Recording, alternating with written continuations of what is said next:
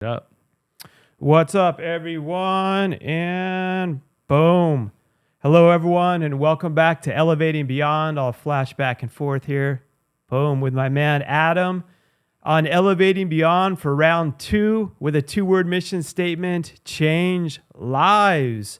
And man, we're just going to get into it. So if you guys haven't heard, Adam was just in here. Oh man, less than a month ago. Yeah. I think like 2. And we're running it back, We've baby. done 2 episodes since then. And it's crazy because we were talking about like how well we connected, and we're like, dude, we should do more shows. And then some of you actually even wrote in and we're like, that was great. To You both guys of should us. continue to do shows. Yeah, I got a and talk lot more. of positive feedback. And thank you. Thank you, everybody Yeah, out there. thank you. That So was we great. listen. Yeah. And so we're back for round 2, getting ready for Thanksgiving. Right? Yeah. I know, it makes me hungry just hearing it.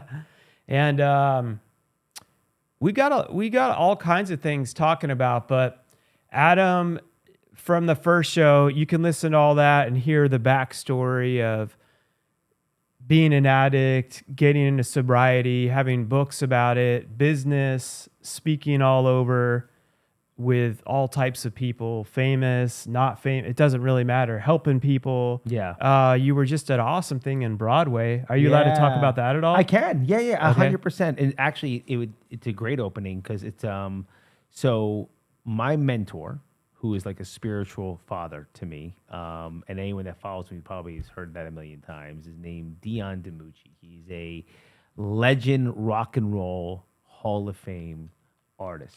Right. And they are making a Broadway musical. What's about- his famous song? One of his. So you got The Wanderer, which is what the play is named. You have Run Around Sue. You have Oh, Why Must classic. I Be a Teenager in Love? I You- should have that ready. Oh man, really? He did all those? Oh, dude, Dude, we're not everyone done. should know. It doesn't matter. Like, I was like, I'm the kind of guy. They call me the Yeah. Wanderer. They even play that on like Disney cartoons. It's Ruby not Baby, even outdated. Which was John Lennon's favorite song of all time. So he's Wow. on the cover of Sgt. Pepper's.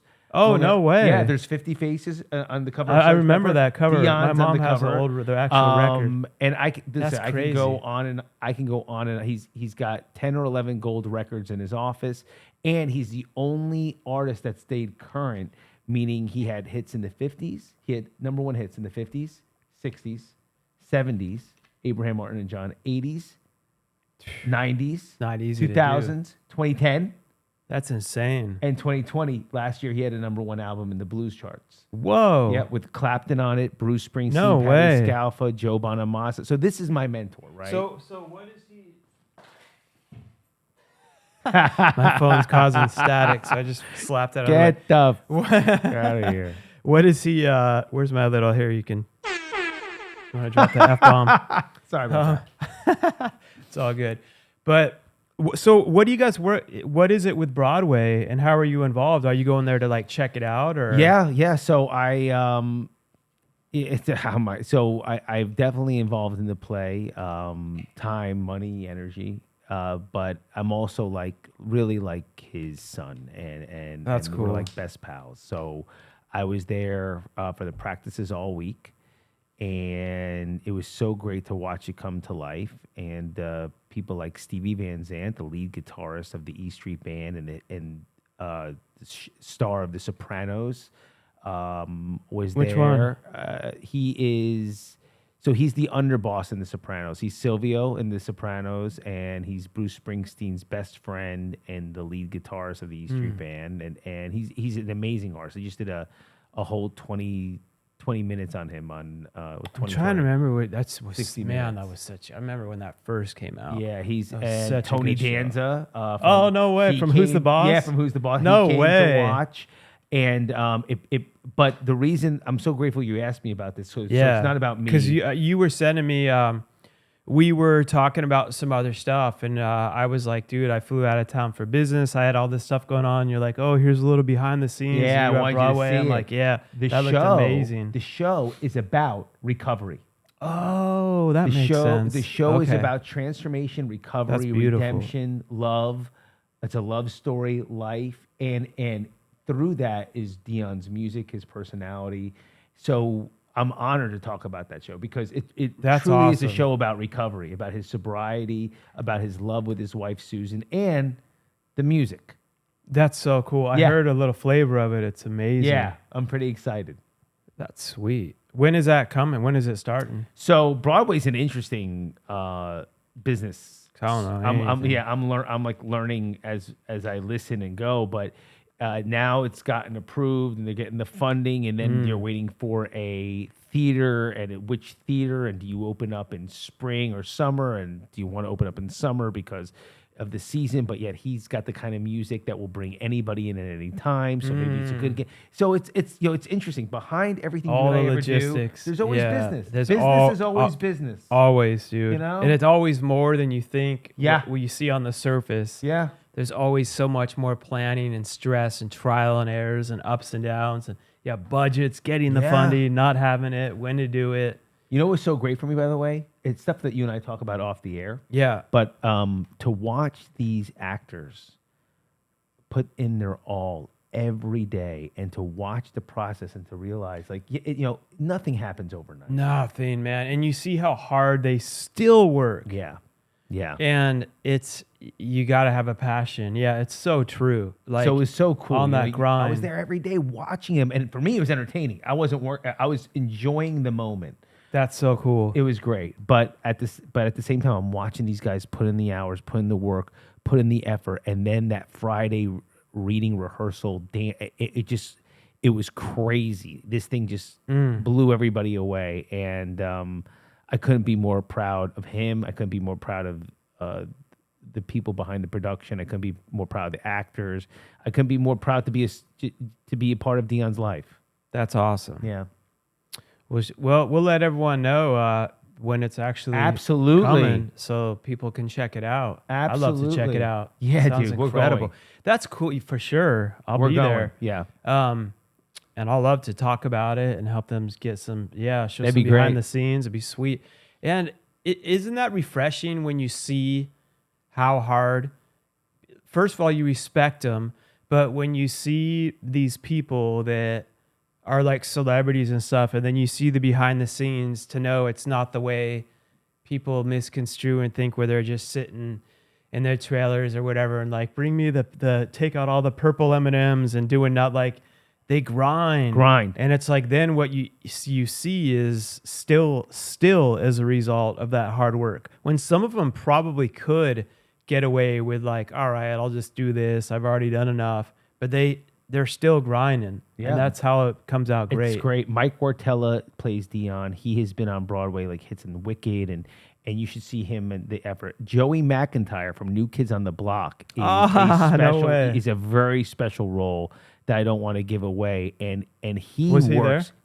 Not only was he's the first one there, last one to leave. That kind of guy. Respect. See? That Man, I would kinda love guy. to have him on just to talk about that.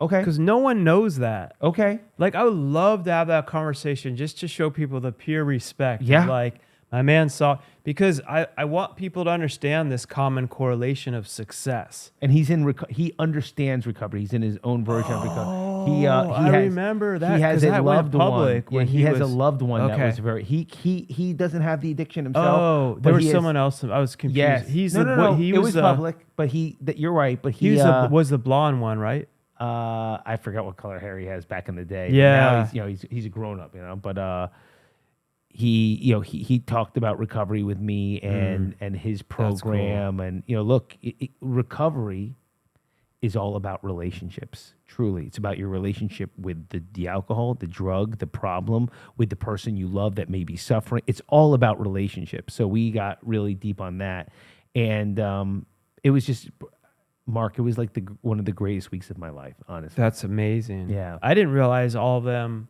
were, we're so busy. We're like, blah, blah, blah. And you're not like, oh, I'm with so-and-so. And I'm like, well, it's more like, dude, I'm doing this. Check it out. And then sharing those awesome stories, like they're working their butt off there. That's what I love. Yeah. Well, I loved showing you the music. No, I loved sending love you the all video of of the it. music. I think it's cool to see the behind the scenes stuff. Yeah. Like, Yeah. oh, dude, I'm here hanging. That was amazing seeing that. Yeah. I was And happy then to share that with you. him like getting up and like talking to everyone, and almost like sharing the why of like, here's why we're here, like stepping up almost as like a leader is what I was seeing in that too.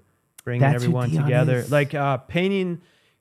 And it was a perfect example of leader. He was like painting the vision. Just in that clip you saw me, I'm always paying attention to all this other stuff too. I'm thinking business leadership.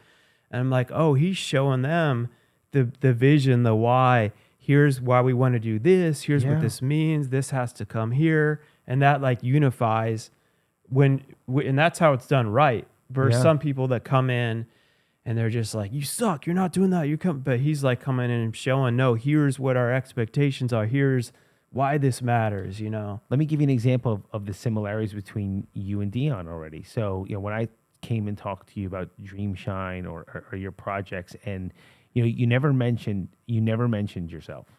You talked about did you notice that you talked about what it was like in Ohio, what it's like for those children, what it was like for your wife and you to build it, what it was like to write these books, but you were talking about the people, those people, and it was the same thing. Like we were about to fly to New York. I'm like, can you really believe? I looked at him. He's like, can you really believe they're making a Broadway show about your life?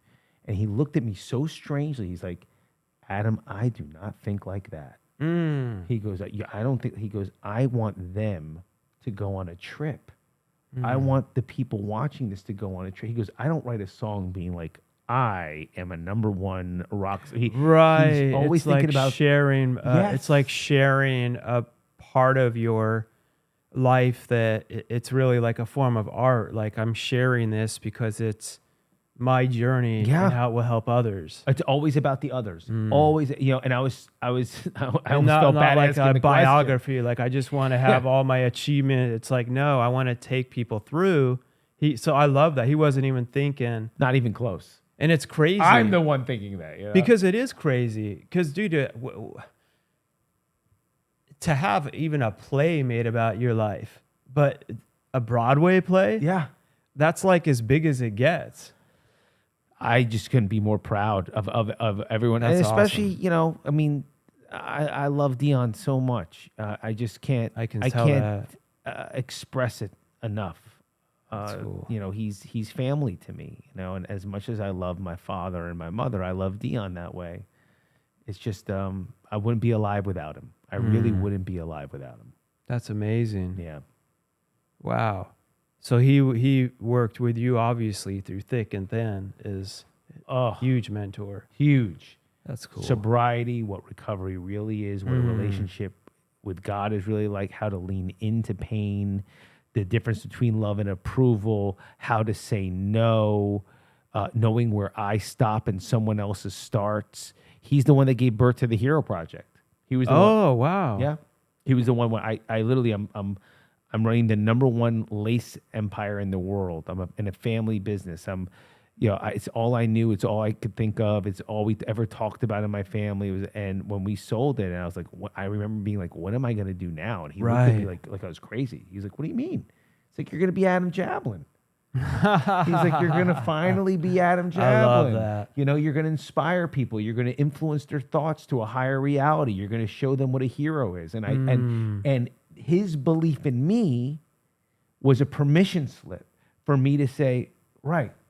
I'm wired that way. I would love to be able to say I'm Arnold. I had a vision. I built my body. I knew, but it was his belief in me that gave me that spree. It gave me that life force. Almost that comfort. I think you would do, but I also believe that God will bring the people to help almost like validate that at different times. A lot of times when you really need it, when we're not seeing any. Did you ever have anyone like in your story like that saw something in you that you didn't see in yourself, perhaps? Yeah, I'm sure. I know I've had many throughout my life. I'm trying to think. There's been many times offhand. I know even amidst Dream Shine, even with like then doing speed, then that was a weird disconnect from Dream Shine, which is the foundation of everything I do, helping our people with disabilities and our team, to then leadership, and then like a book about me, a show where it's like, then it's like Mark Minard. And I remember I had a couple people. One dude, Bruce Van Horn, another really good friend of mine, Bill Courtwright. I was just visiting him in the hospital yesterday. I'm sorry. I'm not ready to talk. Yeah, I don't think I can share all that. That was a lot. But getting into that whole and Eric Thomas also is someone else that getting into that other space is someone that like they all continue to be like because I'm like, dude, I don't know, I've got dream shine. I don't know if I can, and they kind of are like, no, man, you've got something to share, and just always push me. And then sometimes Bill, like out of love, my good man Bill would be like, you got something to share, and you need to work on this. You need to. So he would give me, dude, you've got this. People need your help. You need also to work on this, work on this. So he wouldn't sugarcoat it either, which I love because I took it as advice. Yeah. Yeah. And he's like, but work on this. And like, I'll never forget. Then he ended up hiring me actually for a keynote, which was crazy, like some years later. And speaking, they had a big event with a lot of different business owners. And so a lot of people sharing stories of adversity, being in like horrible car accidents, overcoming, some with addiction, some going bankrupt and coming. But they had me as the end of the thing with a keynote. And it's funny because I still have the clip on camera when I get done because I have my mic on. He comes up and hugs me. And like everyone's clapping, and I'm always expecting advice. I knew it went pretty well, but I was expecting some like, "Oh, you did great." Here, he hugged me and like he came in. He's like, "I'll tell you what I would change." She's like, "I wouldn't change," and he says, "He's like a effing thing." He's like, "That was good perfect," feeling. and just like gave me this great hug. Yeah, That's a good feeling, bro. You owned it. Yeah, man. So things like that, come from people that you respect, you know, I think really means a lot. And when you know they mean it. Yes. And I guess that also shows us the importance of like breathing that belief into people that we see something in that could just seem so normal to us, but you never know how much of like a seed and stuff that could really plant in them. Yeah. You know? It's one of my favorite things to do. I think you too. I Mm. feel like with that we have in common. That's like one of my favorite things to do. When I can see something so clearly in another that they can't see, and I can give them that, you know, that belief that you can do this. Right. It's one of my favorite things to do. It's weird how sometimes we can see it so much in others, and then sometimes we'll like question so much of it in ourselves. You know what I mean? And I'm like, I think that's a gift and even a curse of like maybe well, leadership's a skill you can learn, but I also believe a lot of it is having this intuition about people and personalities and being able to see things and see patterns and stuff and being able to be like, no, you can do this. But then sometimes not being able to see it in ourselves. Yeah. You know? Yeah, that's probably, I would say, my biggest kryptonite is myself. And sometimes my lack of faith or my lack of confidence, even though people will tell me, I never saw that in you. I didn't believe you. You seem like you could do this. But it's like, well, you didn't know that I was up at 2:00 with anxiety and Right. fear and insecurity and I'm human and cash flow and building a business and children and balancing and integrating. You know, there's no matter who you are in life. No matter who you are. Yeah. That's what, and it's good you share that because people could see everything on the outside and what you're doing. And, oh man, he knows all these celebrities, he's Broadway. And also knowing that helps people because we all go through that. And then when they're like, oh, dude, Adam, you're not saying like 20 years ago I was up at 2 a.m. I mean, this could be like last night. Yeah. Like, and me too. Several nights ago. Yeah. And we're always dealing with budgets, with funds, with a company. Yeah. It goes up, it goes down. It's like, oh my God, stuff gets bigger. Problems get bigger. Yeah. And it's not as if mine and your faith wanes. I still know that I have so much positivity and encouragement. I know things are going to happen. I Like know deep that you found deep down, I know there's it like will this happen. foundation of trust. that no matter what, you won't stop. But there's times where But the we all will emotion, spiral. yes. And it's like, oh my God. And at the end of the day, you're like, but I'm still going. You know you're going to keep going. Yes. But there's times, and there's times people don't talk about this. I was just thinking about this yesterday when you almost feel sometimes, even when you go through like a phase of almost like numbness. Yeah. And Let's talk about that. yeah. And with the holidays and stuff, I think maybe that's good to talk about because that, I don't ever really hear anyone, we hear of numbing ourselves. Yep. Which you and I have both done with very with well. a lot of things. But I don't know how to exactly explain. I was just thinking yesterday, I'm like, how do I share this? Which in a conversation is the best way.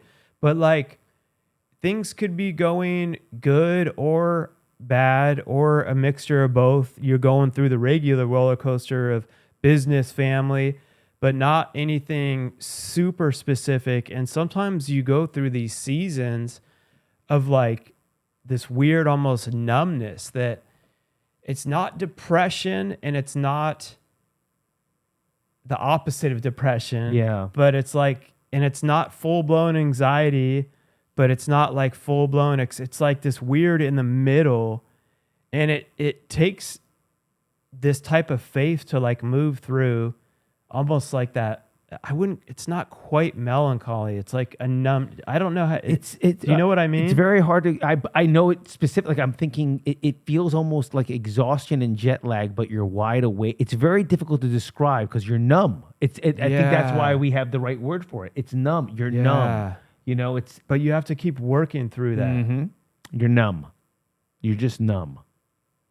And like, what do you do when you're, it's like, I feel like that's almost another part of the test. It's like everything tries to be like, okay, I couldn't stop you with a 2 a.m.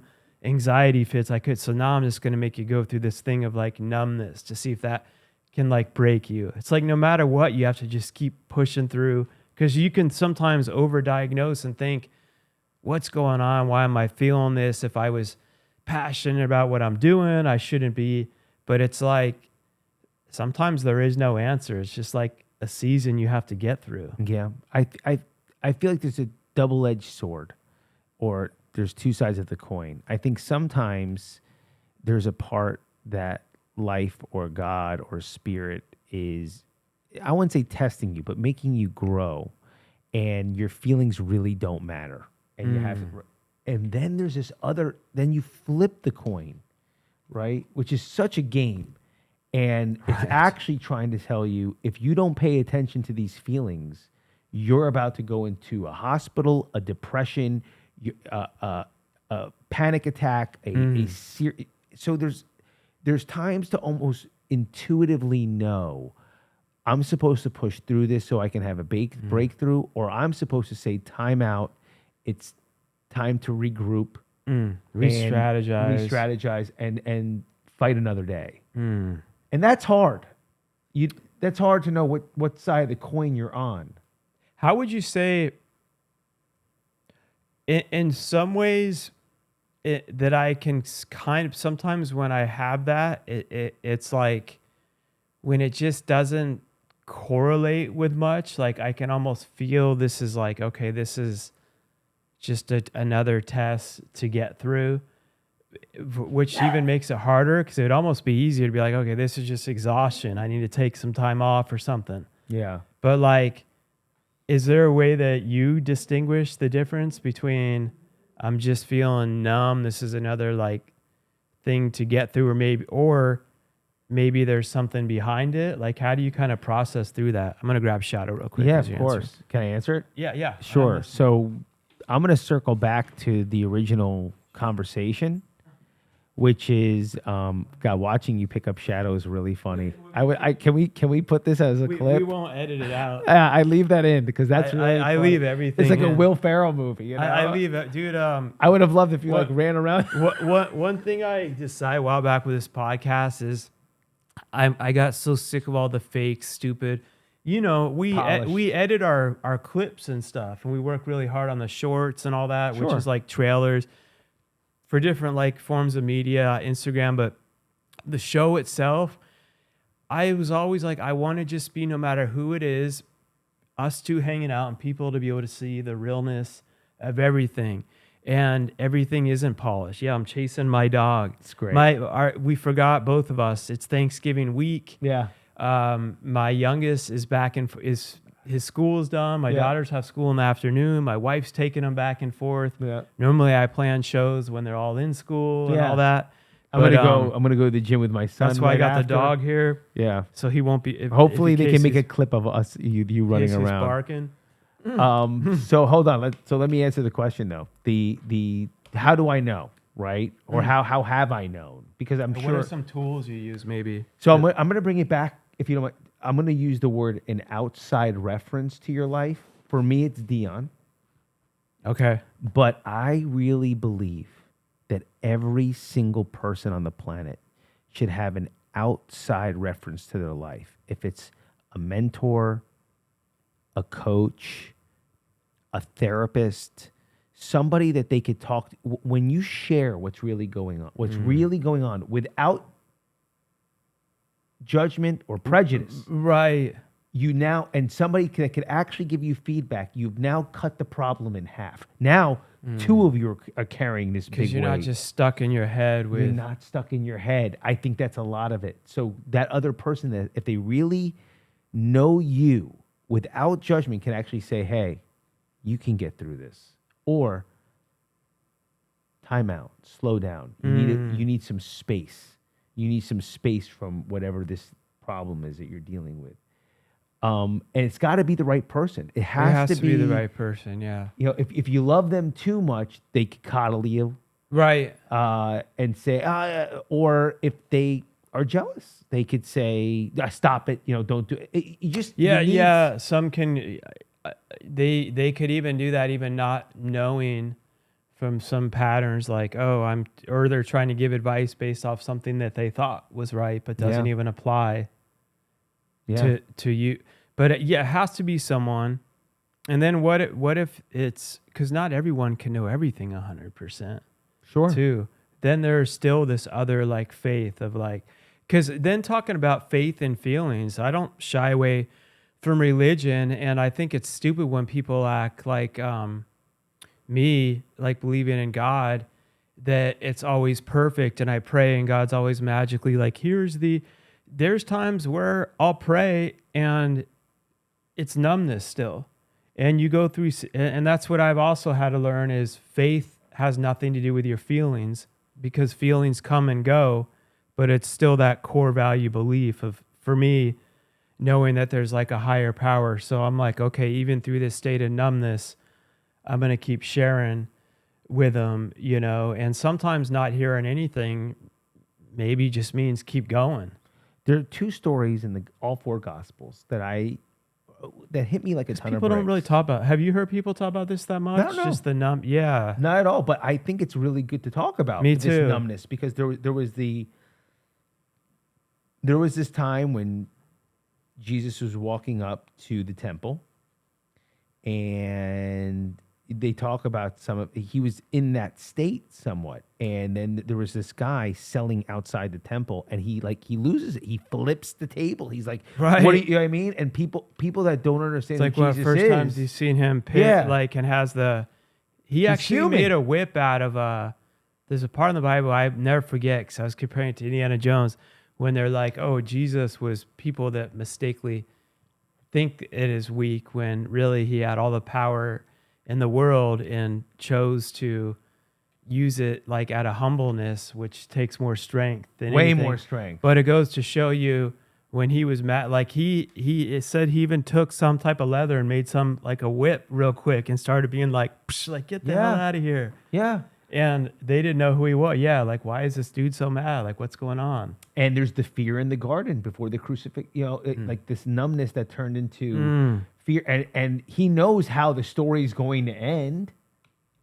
He know. I mean, Right. he knows, but there's still that numb that turns into fear, and you read it. He first says a prayer. He's scared, then all of a sudden he's pissed at one of the apostles, and he's just numb. He's like, and then they come, and he's like, all right, So he goes Here through we all go. the emotions Yeah. to show us that How to live. we go through when you're doing bigger things, like all these different emotions come out, and you kind of, and with some of them, if it's not a full blown signal of, okay, this is coming out because you really are having exhaustion, or you need to start taking care of yourself, or your body, you're going to have a heart, which is different than this is like all part of the process. yeah, And Yeah. there's no magical thing but to like keep going through the process. yeah, And it's like not the sugar coated answer everyone wants, but sometimes I bet even with your mentor, like if he's telling you like, dude, what you're thinking sucks and it's not, but you're on the right path. Yeah. Like you just got to keep going through this. And what makes it so wonderful is that he uses I statements. It's not like he goes, let me tell you when I went, like, Oh, that's the you best. know, it's like so it's like he really humanizes, I'm with this guy that I just idolize, in many ways, and his career and what he's done. But then he gives me these real Mark, these real stories. Which is the best. So he's not Oh. just telling you from theory. He's like, which makes you validate it more. Yeah. Like, and I know obviously you can't share but he's like, Some I can. I We have went- a book coming out. oh, sweet. Yeah. Hell yeah. Yeah, well, but that's definitely what have this is both about. you guys back on. The book was about this. It was about, I told him one day, I was like, I wish everybody could sit at these lunches and dinners with us and hear these stories. And he was like, well, why don't we do that? That's fantastic. I wasn't pitching him anything. You know what I mean? I was just literally saying, what you just did for me, I can cry. We got to share I wish this. it was a thought, Mark. Right. It was like you and I shooting the shipping. Like, we should do these podcasts more together. It was Yeah. a thought. Yeah. And he looked at me. He's like, why don't we do that? That's awesome.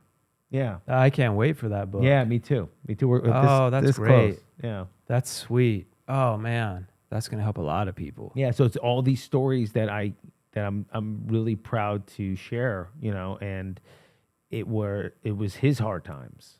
It was his hard times. That's cool. Because people relate to those that aren't just writing about it from studying it, but have been through it Yeah. with everything. Yeah. Like that's when I talk about my stuff, and then when I get into leadership, and I'm like, here's why you suck, because I sucked. Yeah. And here's how I did that horribly. But then it gives them hope to know, oh, you went through that, and because you see them now, and it just like gives you all that hope. It's the best. Yeah. It's the best. I know we're both big Jordan fans, but Yeah. it makes me think that people watching this should watch that Jordan documentary again. You get to watch how he became a leader, how much it sucked. Like it was hard for him. He'd have to be angry a lot carrying that team, and he had to light a fire under their ass. And he had mentors, telling him like, you need to work on your outside game. You need to learn how to pass Right. the ball. You need like it wasn't. He didn't just come out of the womb. Right. With It his was a tongue out. process. Yeah. And he, what was cool was there was some, what's the dude's name that wrote, we've talked about him. I want to get him on the show. He has a great book. He was the trainer for Jordan and Kobe Bryant. Yeah, Tim Grover. Tim Grover. He's a phenomenon. Yeah, I love Tim. I've only DM'd him a few times on Instagram. That was when I was in Ohio. I want to get him on the show. I bet you he'd come. Yeah, he's amazing. But there was a thing he talked about in his book with Kobe, and he's like, something that was really cool was Jordan mentored Kobe all the time behind the scenes. And one thing I remember him telling Kobe was, you and I are really driven and all that, and part of us lighting a fire under everyone's butts is how we lead, and that's great. But Jordan's like, man, I wish someone would have told me this before. I also learned that too much of that can destroy unity. And he's like, there's times you purposely have to be more relatable to help unify the team more. Because if you're only driving them and like, you got to step up, he's like that will drive them. But that's how we're wired. He's like, but there's another part where you have to connect to the other personalities. And he's like, you and I aren't wired to do that because we're just like put in more work. Yeah. But he's like, actually, if you want to think about it, this can actually help get you even better. He's like, I think I could have got even better results if I would have known that other part of leadership before, of like how to unify some of the people and connecting. Yeah. They were both blessed to be coached under Phil Jackson, who's been I got to spend time with him, and he's been that's amazing. And he's a huge inspiration to me. That's cool. And they both, I believe, really bought into his Zen practices, and really what I think both men did, if I'm listening correctly, if I listened, was they were coachable. They were coachable.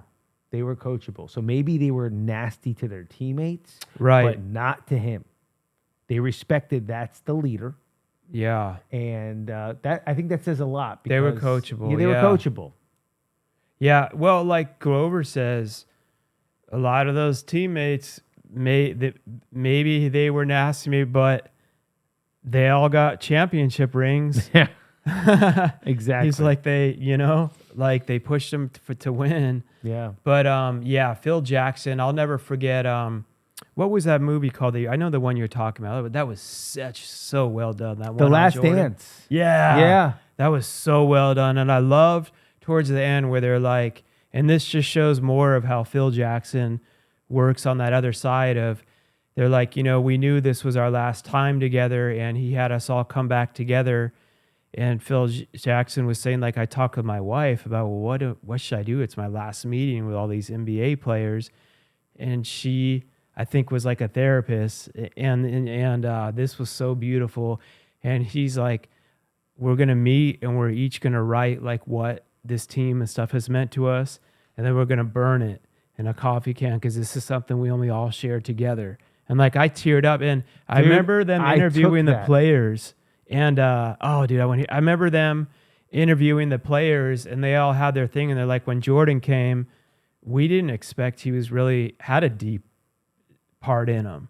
And we thought he was just going to be like, yeah, it's been great, and he's like, they're like, man, he really took time and wrote some really deep words and cared way more than we ever knew. And it just goes to show you, and I'm like, man, you don't imagine all these like macho, like NBA players getting together and sharing their emotions and then burning them and like tearing up. And I'm like, dude, that's what a real leader does. He draws that other part of people. And I'm like, man, what a beautiful way to end it. Because you don't think about, it's hard to end when your adrenaline's this high and you've had this whole thing of how is there a way to like have this final meeting, When I'm working with a client and the journey is complete, that's exactly what I do. Wow. Yep. We both write a beautiful poem or lesson or story of what this relationship has meant to us. Not that I won't ever coach him again. Right. It's just that the mission is completed. And there's something about that ritual. And we go and we put it in a coffee can and we light it up, and it's very emotional. And you keep something about watching it burn.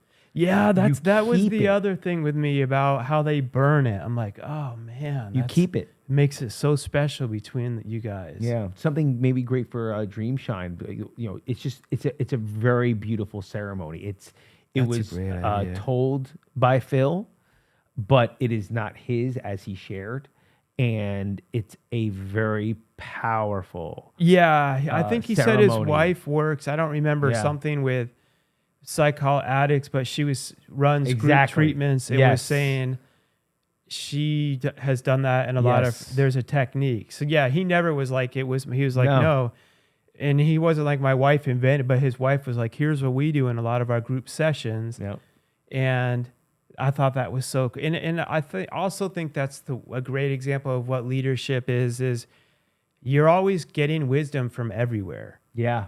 So instead of him being like, oh, how dare you bring up what you work with like your therapy sessions with addicts or whatever, to think that would be, to understand, oh, that's a beautiful way. And that applies like amazingly to this situation. Yeah.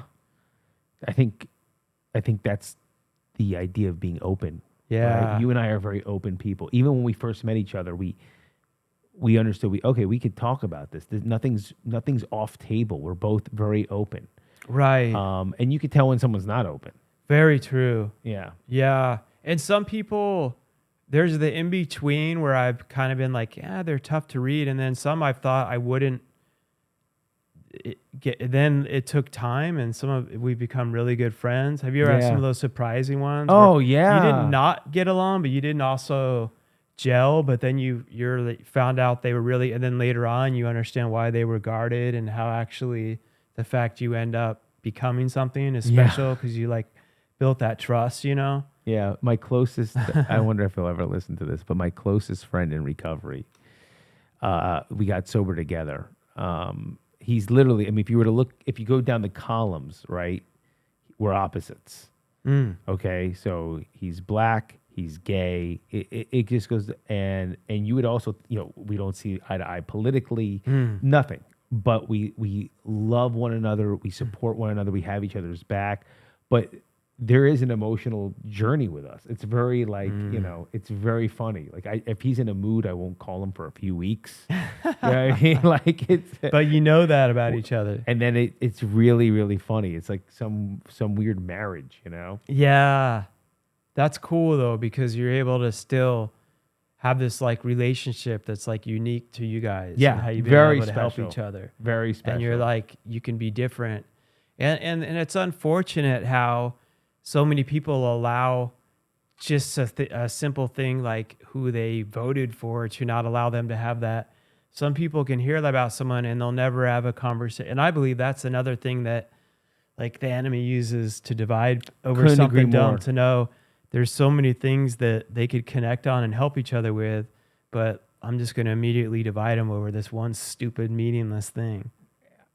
It's, to me, bro, it's so dumb. It's such a sensitive topic, but there's almost some humor in it because you have to laugh. Yeah, it's so stupid if you really think about it. I'll use the word "we" because we talked last time. We're more similar in age than I thought, right? But I've seen Reagan to Clinton and Clinton to Bush and Bush to Obama, Obama to Trump. I've seen these cycles, and it's like no, I almost want to laugh. Like nobody else is anyone else watching the same movie as me?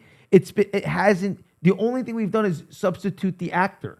That's what That's all we've done. Just telling my wife when it was getting into, and I'm not going to get deep. Don't send me all, but the Israel-Palestine thing. But I'm like, first of all, no one likes war. No good regular human being wants people to die. But I'm like, as you start seeing on the news, these people are hating these people. And I'm like, doesn't anyone get it? This is so here you have behind the scenes the real people that are silently coming in and taking over and doing the same old crap and becoming dictators, and behind the scenes doing all this, taking the stuff from the country, using trillions, but they love this little front talk to make it about like the Palestinians versus the Israel, and then they let that go viral on the news about this student getting. And I'm not saying that stuff isn't really happening, but I'm like, meanwhile, the same puppeteers behind the scenes are still doing what they're gonna do, and no one is even going after the people. Their whole focus is like crabs in a bucket fighting. Yeah, and I'm like, I've woke up to this, and I wish you could too. Because I'm half it's the Israeli, same freaking and I'm not saying no, it's not a I know. serious thing. So of course, do you get what I mean? Though? And where I was going to go with that, right, is if I watch the news, I can let you know just as Adam Jablin, the personality, right, can get triggered. But the knowing is this has been going on from before I was born. This is not. It's the same. Like you just said, there's someone behind it. Until we focus on the problem, we don't fix. So it's like, and it's horrible. Yeah. Like no one wants anyone to die. Like it's awful. It's terrible. And that's my point is like, until we go after, but all the other stuff just keeps distracting, and it's like the same patterns keep emerging over thousands of years. It's like we got to get to obviously this isn't the root of the problem, or else it would have been solved. You know what I mean? I couldn't agree more. It's a complicated. Oh yeah, It's a complicated human. Human. You know what I mean? Like, sometimes I just wish. I think there are aliens going like, these guys are fucking crazy. Right. Like what? Like what? What's wrong with you? What is people? going on? That's why I think like with the president, it's like the same crap. It just cycles through. I always tell everyone, I'm like, I don't care. I built my company from the ground up. It didn't matter who was in office. Yeah. They didn't come and work their butt 100 hours a week for me. They never came. Don't expect like anyone to be your savior is what I always say. Like when you're willing to put your faith in something higher, like God or whatever you believe in, and in yourself, that you're like the hero of your own story. Yes. Instead of waiting for, well, if this person gets elected, they're going to. No, like elect yourself and be the change you want to see. And that will start to really empower you. Oh, that was good. Elect yourself. Yeah. That's really, really good. Yeah, it's true though, right? Dude, absolutely. Because that empowers you versus feeling like you get helpless and depressed and you watch all this and it makes you feel like you have no control. Yeah. But the fact is you have absolute control of your own life. Yeah. And that's the way we were designed to be. We weren't designed to be God and be able to hear every problem that's going on around the whole world. You know, I was just telling you about like some personal stuff I'm trying, and you're like, you can't be a superhuman. But then we think we can hear the news and go up there and fix it, and it just distracts you. And I'm not saying this stuff isn't horrible and real. I know. But from doing like what you really have control over, you know? I mean, think about it. Like we were talking off air, right? Sometimes both of us have to take our cape off in our own family. Yeah. Let alone a war that's been going on for over, 50 years. So we're allowed to form opinions. We're allowed to feel. We're allowed to, read about it. We're allowed to hear both sides, all of that stuff. But you got to know where to place your energy. And it's tricky too, because when I try to talk because all of us can get emotional about things because it's an emotional thing and it's real. It's not fake. But when we're able to step back and when we're talking with people, and it's like when you can realize that you have a lot more in common than you don't, like we were just saying, people think, oh, if you have this belief or you wave this flag, you realize a lot of us, like if we can like sit down and be like, in a room of 100 people, how many people really like to see innocent women and child in hospitals murdered? Dude, raise your hand. It's Zero out of maybe 1 out of a million. You know what I mean? So it's like, okay, so 99.99% of us all agree we don't like that. So we're all on the same page. We're again, you could like go down a list of, okay, so who are the main people that are for this and okay with this? And that's like where the problem needs to stop, because 99.9% of us don't want that for anyone. It's dark, man. You know it's what a dark I mean? time. It's a very dark time. I saw The Rock and Joe Rogan talk about Israel and Palestine. And I was like, man, how is this going to go? And they were having the same hard time as you and I were. I saw part of that. That was a cool. They were both just so real, man. So real, and obviously America is pro-Israel, but America, there's a lot of change in America, and there's Palestinians here too. My wife's Muslim. Yeah, and there's listen, but it doesn't mean she's against it. It's just the state of Israel. No, her more thing was then they're seeing like on TikTok Muslims getting attacked and I'm like, it's gonna be okay. We can't. I'm like, the second you start overly I'm like, that's why I'm like, yeah, it goes back to the thing. I'm like, the same thing. Like then just like you're gonna get mad. Then you're actually people are gonna start. It's crazy. I'm like, bro. and then meanwhile, they're still gonna keep doing what they're doing. Yeah, like, yeah, you gotta step back. Yes. Like no one likes Yes. hate. No one likes killing. No one not any regular 99.9% of people, I would say. I would say there's way more good than evil. Yeah. I would say there's way more good than evil. Yeah. And it's crazy. It's crazy. It does let you, like you said, I like the idea of elect yourself. Yeah. It's You know? empowering to know. It's just like not having a victim mindset. That's what changed my life. It doesn't mean unfair things will happen. Yeah. And it doesn't mean we don't love our country and we won't vote. Right. But to know that like you elect yourself, like you are, it's like the captain of your destiny. Like you, not anyone else, not any president, it's empowering to know, okay, this crappy thing happened, but I can get myself out of it. Whether or not it was my fault, maybe a hurricane came through and knocked my whole business down. I can be mad at the hurricane all I want, but what's that going to do? Knowing I'm going to fix this problem. I'm still going to push through it. I can do this is like the best thing. Like after going through all that crap with jail and everything we talked about in another episode, when I stopped blaming everyone else and realizing, crappy things happen. Okay, my fault. You own it. Okay, I'm doing this. I can get better at it. There's this dude, Jocko Williams. I love him. Dude. Oh, he's someone else I Are haven't you met about yet. to say the good? I want to have. I was just thinking. I don't have. I need his voice, man. Maybe they can edit that into. I'll listen to that when I'm lifting sometime. It's so good. I've played that at our all team meetings and everything for lead. I love how he's like everything, and it's like he's running a thing. And they're like, we don't have enough supplies for our troops. He's like, good. Yeah. We get a chance to be more resourceful. Yeah. He's like, we don't have enough funds. Good. We get a chance to be more resourceful. We get a chance to problem solve. We get a chance to use more and like everything.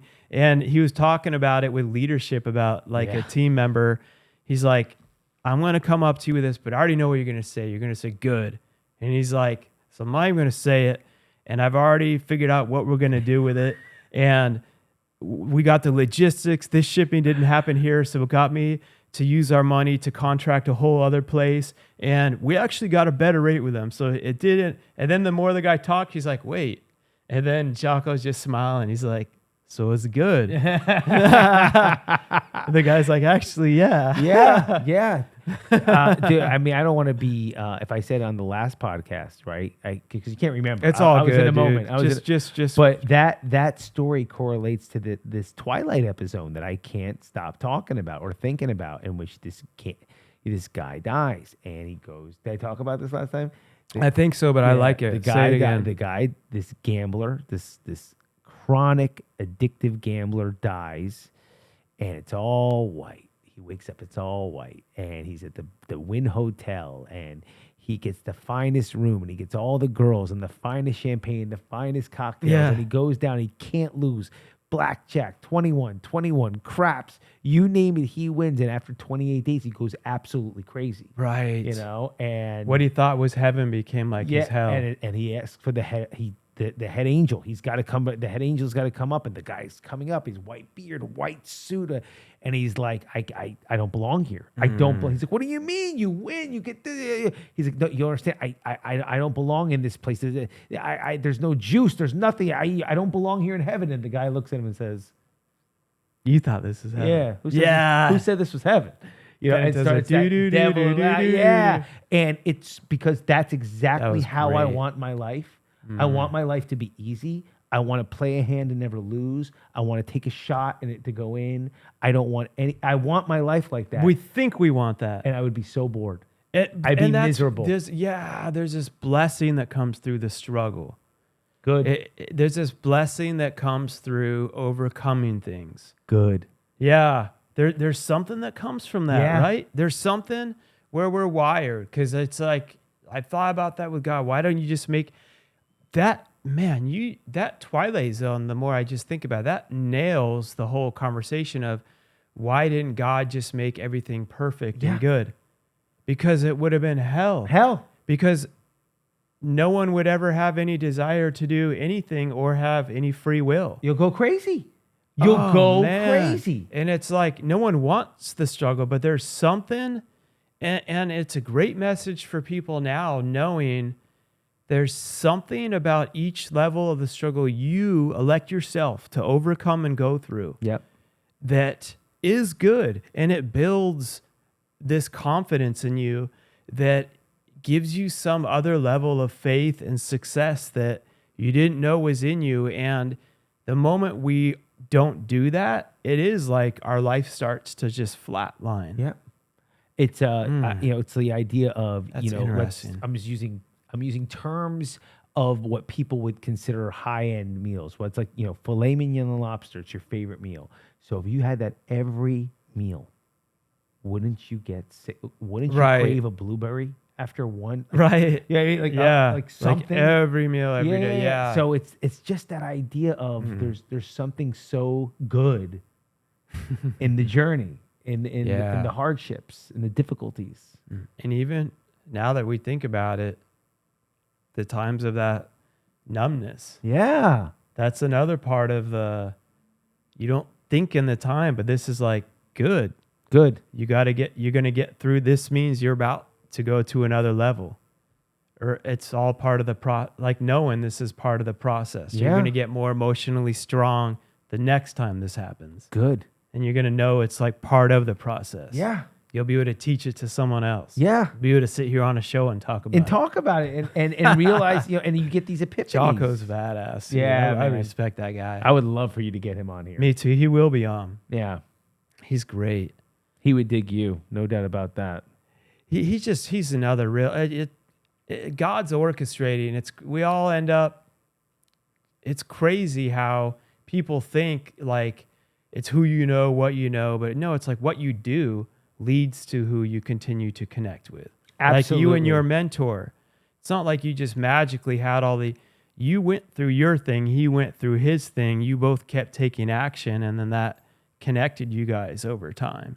Or us meeting like this, there's Right. something about the energy and personality you become that I think really brings people together more than what True. we can, the cars, the money in the bank, the power, there's something about First waiting. Like the victim me in my younger years used to think, well, I can't get anywhere because I don't know everyone like Adam and Mark know. Yeah. But it's the opposite.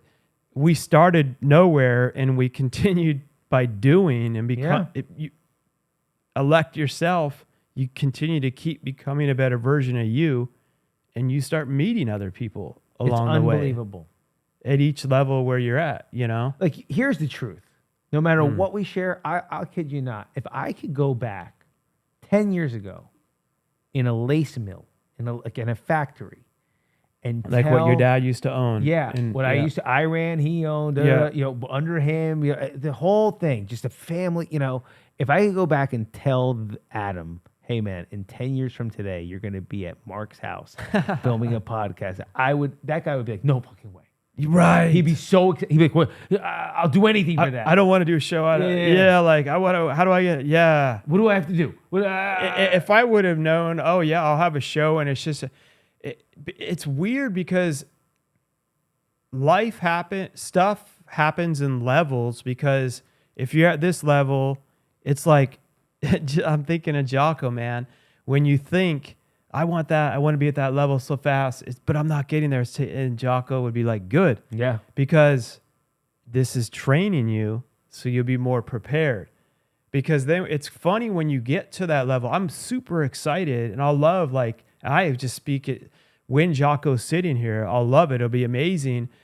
And it's not like if I would have been the me 10 years ago, seeing him like, oh my God, I gotta. Because you wouldn't have even been ready. And it's funny because then as you get there, you're excited, but it's different because it almost feels more like, equals. Oh yeah, of course Jocko's going to be on next week because we're all connected and we know so-and-so, and I'll be happy about it. But it's not the same as and at that level, you wouldn't have even been ready to do it, or you might not have had anything to talk about. Yeah. In the practice. This would probably be a really good thing to share. I don't know if you've ever been affected. So this is, I hope this comes off humbly because I mean it humbly. So when I got into what I'm doing and personal development, and I got to meet Tony Robbins and talk to and all that stuff that's happened, Right. I did not get what other people. I didn't get the none of that because that wasn't my thing growing up. I wasn't Mr. Personal Development. I mean, he wasn't like. So it was like honored, and he liked that. He You weren't all like fan. I was like it was, but there was a real admiration and respect. Right. But it wasn't like, oh my God, let me get a No. immediately live stream it. Like, But when I met Stevie Van Zandt with Dion and Bruce and Stevie Van Zandt were on my I had to pull him aside. I'm like, look, you're meeting a 47-year-old me. right. But I need you to know something. Like, there's a little kid in me that's going crazy inside. That's right? cool. So he squeezed my arm. Like he goes, I know that feeling. He goes, I hope it goes away over the next couple of days. He's like, when I met Paul McCartney, he's like, to me, the Beatles. And he goes, the microphone's gone. Now it's his crazy? story. Then it becomes like your friend. Yeah, and he just went on and on. He starts telling me about the Beatles, and I knew every song. And when I'm with him, I can't stop thinking about that. When I got that album, I got the Bill's White Album. Yeah, and he sounds like I this. love by the how way. he's so relatable, how he like puts himself into every situation to make you feel. He made me feel like I was like it was okay. I was like, so I feel great that I told you that. I'm like I feel really That's comfortable cool. now. Because there was a little boy in me, like Right. just like this is crazy. Right. That's like we were talking about Mike Tyson last time. Yeah, Dude, even someone that I always say I'm gonna have on one day is Marshall Mathers, Eminem. I respect his whole story. So he's someone I'd have to be like a minute to. Like, man, I watched his stuff growing. I saw a lot. Like a huge fan. I'd have to just get that out there for a second. But I'm to a point too where I could like have but I'd have to say that. Just to be able to be like real, Yeah. But not like, can we immediately do social? But not like that. No. It's like let me just feed that little boy real fast. Yeah. You know what I mean? Let me feed him real fast. Yeah. And they could tell when you're being like authentic too, Yeah. versus someone that's just trying to get something, to get an autograph and a picture and leech from, then when you're really genuinely trusting and trying to build something. Yeah. Which a lot of people like that aren't used to having people like that in their lives too, Yeah. And then they would ask me when Dion was out of the room, they would ask me of certain parts of recovery in the play, and I felt very like validated and respected. That's cool. They're like, did that feel right? I was like, that's what I would have done. That's amazing. Yeah. That gives you that. That's so cool. Yeah, it shows the respect for what you've done in their lives too. Yeah. That's amazing. Which I didn't see, by the way. Right. You weren't wasn't thinking like that. No. But it's true. It Yeah. validates itself. The results, like no one can fake results. Yeah. People can fake a lot of things, and they do. But you can't fake results. And I've said that too when people are like, well, so-and-so's copying how you did that video or that. And I'm like Jocko Williams all in my head. And I'm just like, good. Yeah. Because exactly. that means I'm doing something we're doing right. something great. Yeah. And they can't copy our results. Yeah. They can try to do that. And we all borrow great ideas from each other. I'm like, that's great. But they're not going to work the 200 hours behind the scenes and all that. Like they're not, you know what? And they're not helping disabled children in Ohio. And you know what I mean? And it's like, yeah, I appreciate it, but you don't have to say all that. No, it's just Thanks though. You're genuine, and it's sometimes letting the audience know or telling you the admiration. We're talking about helping children. It's wonderful what you do. It's amazing. Brother. It's remarkable. It's truly, truly remarkable. My heart I tip my hat. My heart opens up to you. I just really, really love your mission. That's all. What's cool is we have a special thing each year. Tomorrow is our Thanksgiving at Dreamshine. So all of our individuals now over 70 come, and we have like our team, and we get all the food. We have like this huge, and I remember there was a time when there were 6 of us and then 12 of us. And now between that and the team members, it's close to 100. Wow. So we've got like multiple tables and buildings, and all of our individuals have like a huge Thanksgiving feast. It's really cool. A lot of them have great families, but some of them don't. Yeah. And it's like, every time I'm there, I've seen it, I'll just like tear up. Cause I remember sitting in the building, like envisioning this stuff, and you see it. And it's just so cool to see everyone together and the team and everyone I can't wait eating. to come. It's like the Can't biggest wait. Thanksgiving ever. It's so cool. That's amazing, bro. Good job. Oh man, it's an honor. It's an honor. And something I want to ask you before, I know you've got kids in school. Do you have to pick your kids up, by the way? I'm going to go train with my son. Okay, good. Yeah. I want to make sure we're not. Before our time runs out, I wanted to ask you about Steve-O, and this is public, by the way. Okay. So Steve-O wrote on your book, one of the, on the back of it, on LOTSAHOLIC, he wrote like a great recommendation for your book, a great review, a book review. Yeah, he endorsed me. Yeah. And I know that you guys have a relationship, and obviously there's not stuff that you share in public, but he publicly endorsed you. I tried to print it out, but it came out all blurry. But he's like, this is public information on the back of your book, his endorsement. I met Adam Jablin when I was, what is it? What does he say? Almost sober. I don't remember. And I know it's crazy how, remember there was a day when you'd be like, dude, if someone's like, Steve-O is going to be writing the endorsement on the back of your book, you'd be like, what? You're crowded. And it's so crazy.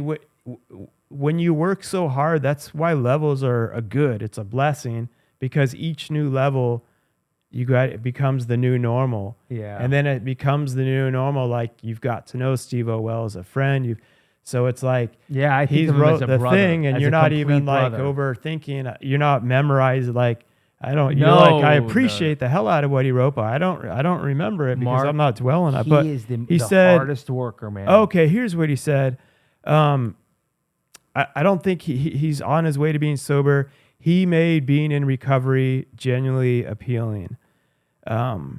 It's crazy. It's so hard to read. 'Cause it's the way this printer did it.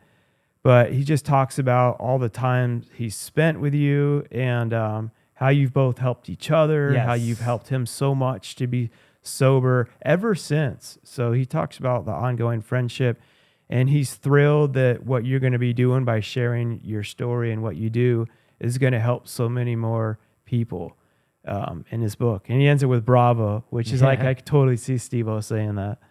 He's the most genuine person I've ever met. I mean that. The most genuine. So, Steve, what you see is what you get.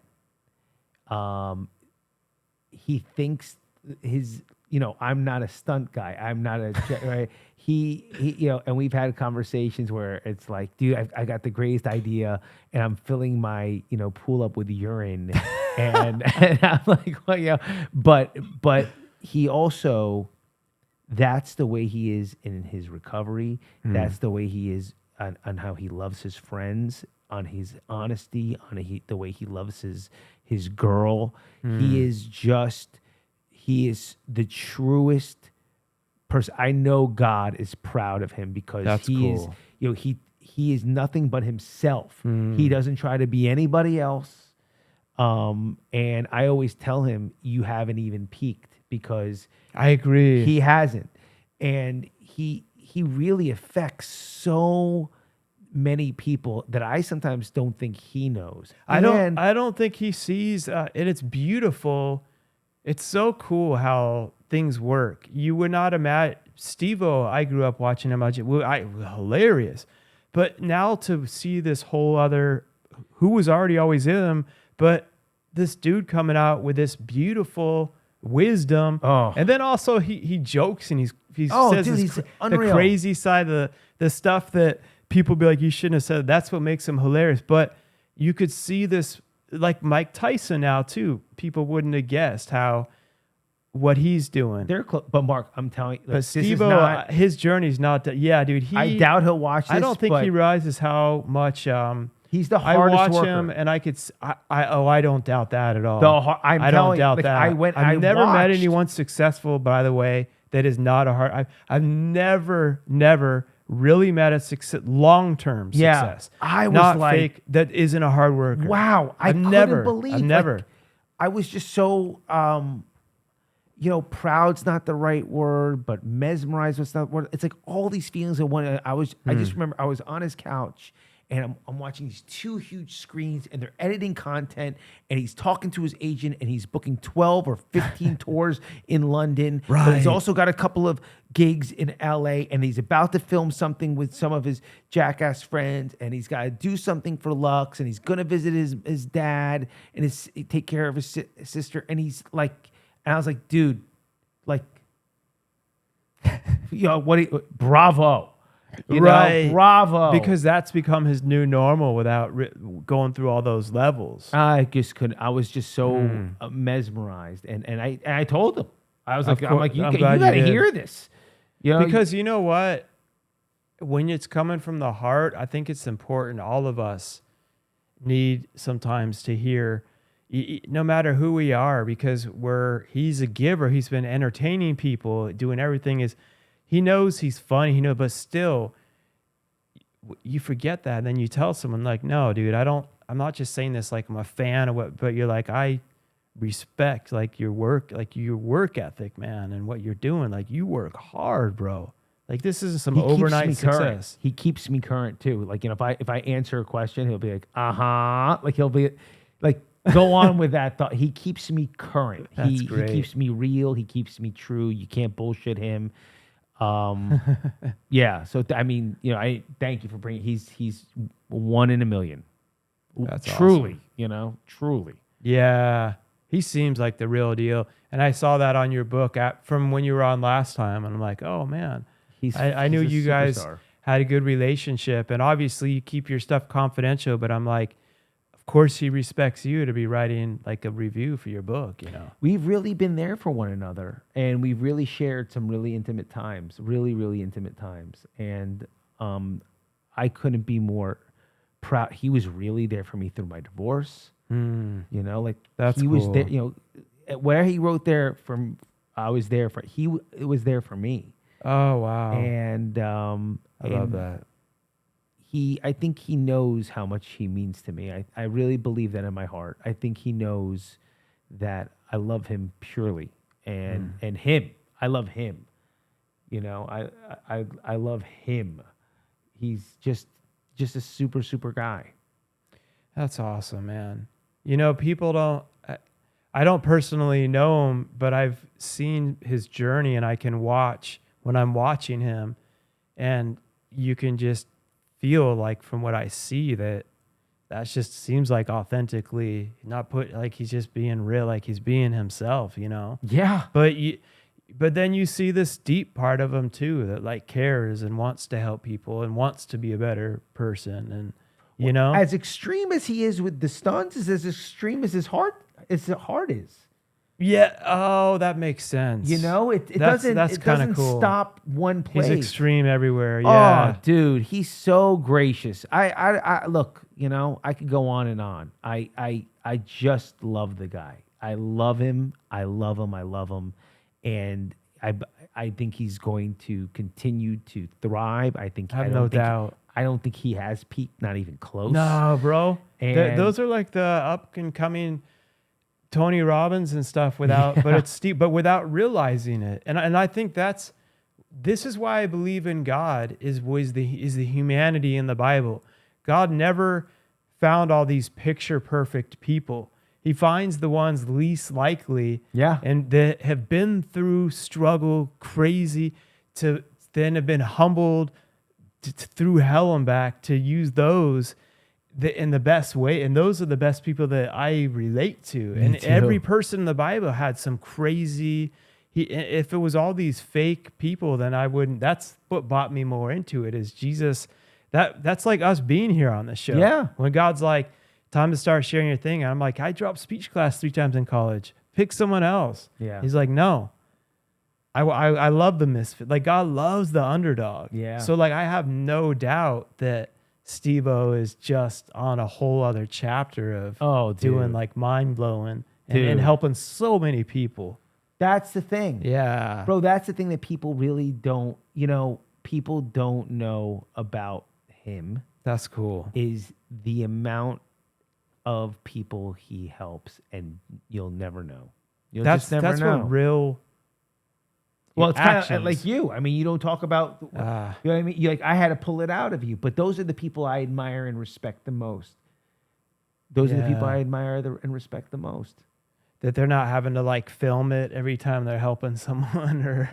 And he's got a brand, and you have a brand, Right? You know, right. but it's no. He's doing a show, but I mean, a million conversations. He doesn't have to be making time to talk to you about your divorce or whatever. And he's not like, I can see you guys doing a show on it and not helping people, but he's not like, wait, Adam, I'm not going to talk to you about your divorce till we're recording. So I got it. You know, it's like, dude, not even close. He's that's my point. FaceTiming Like me. he's calling you out of love, knowing how insanely busy all of us are, and he is times a million, and taking time to be like, no, my brother's in trouble. He's going through it. I'm going to call him. I'll give you the real story. That's I hope he doesn't man. mind. But he was building he was in the process of building a helmet because he wanted to somehow get cauliflower ear. So he was building a helmet to protect his head because like Chuck Liddell and like all these amazing athlete killers were going to punch his ear. Dude, that takes and so crazy he was building it, and he FaceTimed me with Lux, with his girl, and he was checking on me, and he did it a few weeks in a row because he knew how much I loved my ex-wife, and he was just there for me, just there. That's cool. You know, just there. It's beautiful. Those are and I think that's another part of what builds people to that other level of success when they really doesn't mean we're not flawed. We don't do stupid things. We're not but when you really have this character of truly caring about people. Yeah. You know, that's my superpower, by the way. That's actually my superpower. That's why, because I'll be honest with you, I would like to be wired differently. Between you and me, I'd like to be more like Jordan and Kobe. I'd like to have more of a killer instinct. I'd like to not give a shit. I'd like to just say, that's what I'm doing. That's my goal. I'm going to get it no matter what. But my superpower is really, I'm more like Magic and Phil Jackson. I care about others a lot. But you see, Kobe and Jordan needed a Phil Jackson. Yeah. And don't get it Phil Jackson had the hippie stuff, but he had a killer side when he needed it. No doubt. Because there's a killer instinct even to his calmness, to be strategic, to look, if you got Jordan and Kobe respecting you, they're not looking at you as some wishy-washy, weak person. Oh, and I don't mean it like. Do you know what I mean? And I don't think Magic Johnson's wishy-washy. Yeah. But my personality, my innate personality, is to want the better of the other. Got it. Which can sometimes suck away. It's not given all your. It's like balancing out a little bit is what you're saying, kind of. So I'm gonna be. I get what you mean. Watch this. I'm gonna be a 47-year-old idiot. You ready? So what they used to say about LeBron, and probably me too, because I'm a Jordan guy, right? Me like too. LeBron passed the ball, didn't have the killer instinct, all that. That's really more my personality. I'll find the open man. I care about everybody else. I care about the unity. I'm not I want the ball in my hands at all times. I'm going to win on my own, no matter what. I don't have their killer instinct. But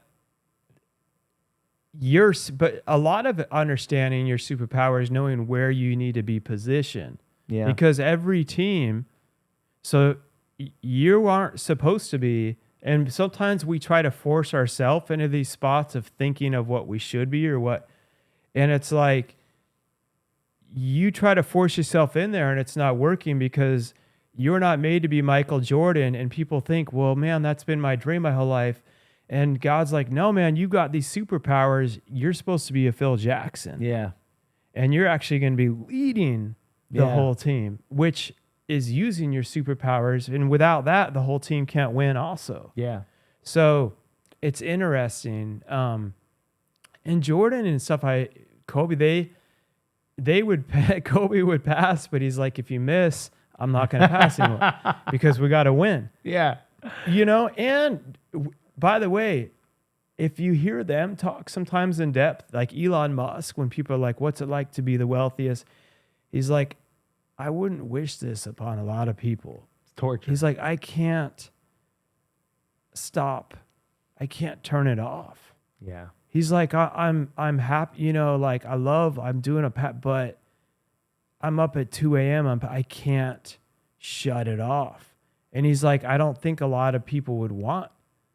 Sometimes I wish I did, so it's like weird. We all look at, and I guarantee you there's times with Kobe and stuff and Jordan where it had to be because they also admit being the one that, okay, you're not going to make it. Now I'm going to make it. Well, they didn't always make it. They still lost.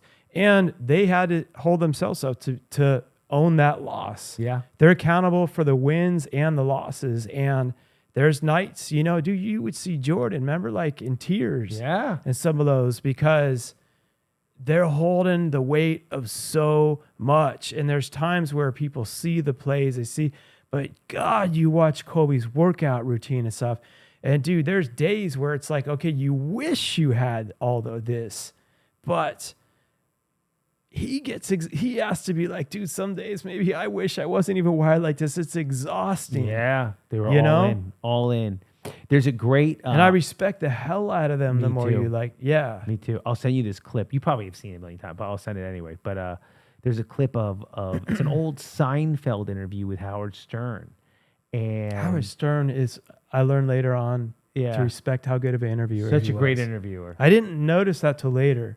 Go ahead, though. No. Of course. So I think Seinfeld, I've seen this clip. Yeah. So Seinfeld he was basically saying how he can't turn his thing off. All the jokes. Dude, him and Larry David worked so hard. The more I studied him, everyone, they constantly, obsessively worked so hard. So Howard's like, so it's like a curse. And Seinfeld's like, well, isn't that like one of the purposes of life, to find what your curse is? Oh, and fall in love with it. Damn. He doesn't like, it's a dance. It's a dance. Beautiful way to put it. Your blessing in a way is your curse. Yeah. But it's understanding how to use that as your blessing. Yeah. So true. Yeah. It was a great interview. I was like, man, that was really poetic. It is. And I love that. The more I watch all that stuff, I've never seen anyone truly successful that did not work there. Dude, I heard them and Larry David, like every season, be like, we're done. We can't, we already had too much success. Like he was constantly quitting. Yeah.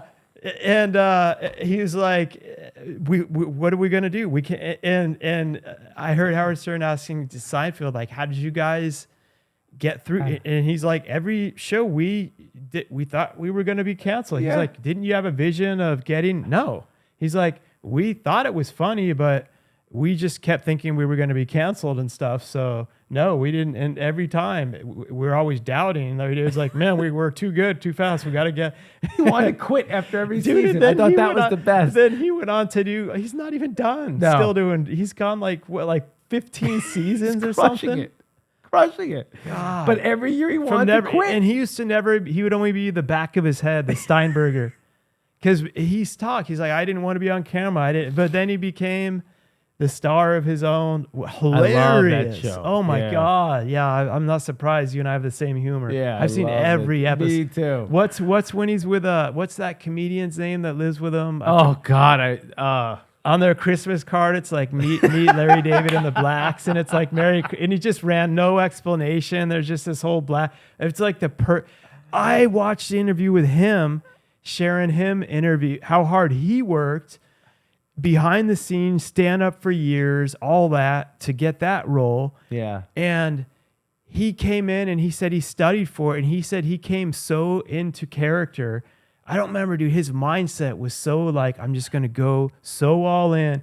I wish I could find the clip, but he said on the tryouts that he was so insanely over the top. And I don't remember if he like slapped Larry David for something. And he sat back. And he said even in the, like, not the green room for them, but when they're waiting for he said he was in character before on purpose. So the set director's like, you're up next. He's like, I don't give a shit. Like, already. He's ready.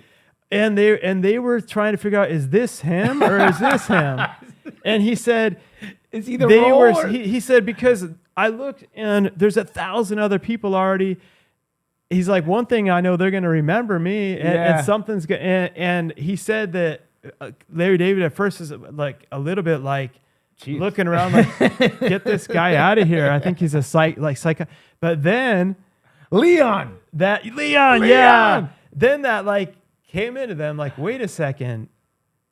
That guy was like the way you were acting, and that's the show, and it worked. But like, dude, he went on the edge of a total risk. Yeah, these guys have it, man. They know chemistry. Leon, they know God, and they got to be able to improv. Yeah. On that show. I think right. I think the whole thing is pretty much improv. They said there's like a rough outline that Larry David won't even give him till like before the show because they don't want him to share it. But it's kind of like you're at dinner and you know there's a situation where everyone's uncomfortable with a waiter because they have a blue shirt or something. Right. You're on. Yeah. And that respects how much more talented, and you could see, dude, there's so many times where Larry Dave, they're like, their laughs are real. It's so good. It's so Super good. Dave. When he's in those. Rest in peace, right? He's so good. You remember Super Dave? Of that course. show from back in the day? That's how I knew wonder him. how many people me too. That's how I knew him. Oh, he got on and told like Marty that great joke. Funkhauser. Yeah. Oh, Super Dave was great when we were kids. Oh, he'd always end it with some crazy stunt where he like dies or something. That voice, you can't even imitate it. It's so good. Oh man, I could do this for days. Me too. Hey, what's cool is the common theme behind it all is, and this is let everyone know it's great, is everyone that really is good at anything works really, really, really, really obsessively hard at it. Yeah. So don't get twisted in your head thinking they're just the lucky ones. Why isn't my life like that? No, everyone's learned how to use their curse as a superpower. That's it. You know? That's exactly it. Yeah. That's exactly it. And you know, those obsessions that you and I have, I believe through your journey and mine, we've learned how to use that rather than it use us. You know, that obsession used to use me. Right. You know, I need a drink. I need this.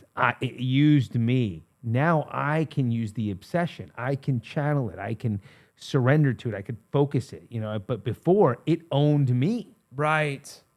And it's never, there's still so much that comes with being wired like that, like the overthinking, I can't do the obsessing. It gets exhausting too. Dude, because the two hardest choices, you know what I mean? Right? The two hardest choices, I tell this to my clients, the two hardest choices every day that they're going to face, I'm like, we're BSing, right? Is not wanting to do something that you have to do and forcing yourself to do it. And then you want to do something that's bad for you and forcing yourself not to do it. Those, my clients, those are the two hardest choices every day. I need to get this done. I need to get, and now acting on it. Right. You know, and now, you know, right. what I mean? And it doesn't even, sometimes it's not even as deep as, it's just procrastinating. Yes. And then the flip side. Or I have to have this hard conversation with my spouse, my kid, or my employee, my team member, when it's easier in the short term to avoid it. Perfect. That's exactly it. Yeah. Doesn't have to be and then the opposite. You know, I really want to or to let things go. I really want cake. I really want glasses. I really want, you know what I mean? And then to have the discipline and to have the whereabouts and the surrender mechanism to be able to say, but that's not going to serve me. Those are their two hardest choices every day. And you're right. The other part is also the letting go, which I struggle with that a lot because I'm more like, I want to get this over with, and so I can get it, so we can move on. Yeah. And there's times where sometimes it's like, no, you got to go through there. You do have to let stuff go because right now you just got to surrender through this. It doesn't mean whatever it is there may be boundaries, there may not be, or I may be having some conflict with my wife. There's times we need to set a date and talk about it, or she has to process things differently. And she's like, I need to wait like a day till I can. And I'm like, wait a day. And I'll almost be like, no. I want to wait a day. Why? What's going on? We got it. And in her head, and it takes like a practice for me to be like, okay, Yeah, I just a day. Like, it sounds like it's not hard, but I teach it to my team members. I call it the 24-hour rule. Like, when you're really emotional, I'm like, don't respond to that email when you're in a high state of emotion. Yeah.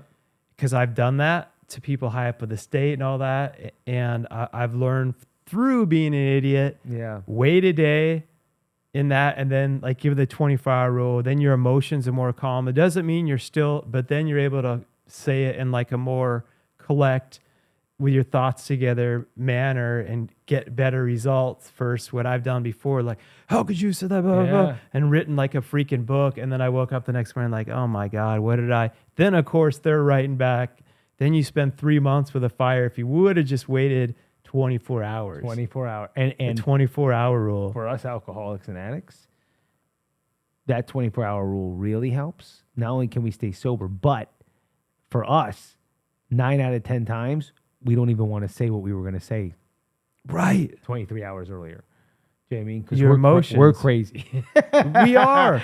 We're nuts. We're allowed, again, when you're electing yourself, that's your consciousness.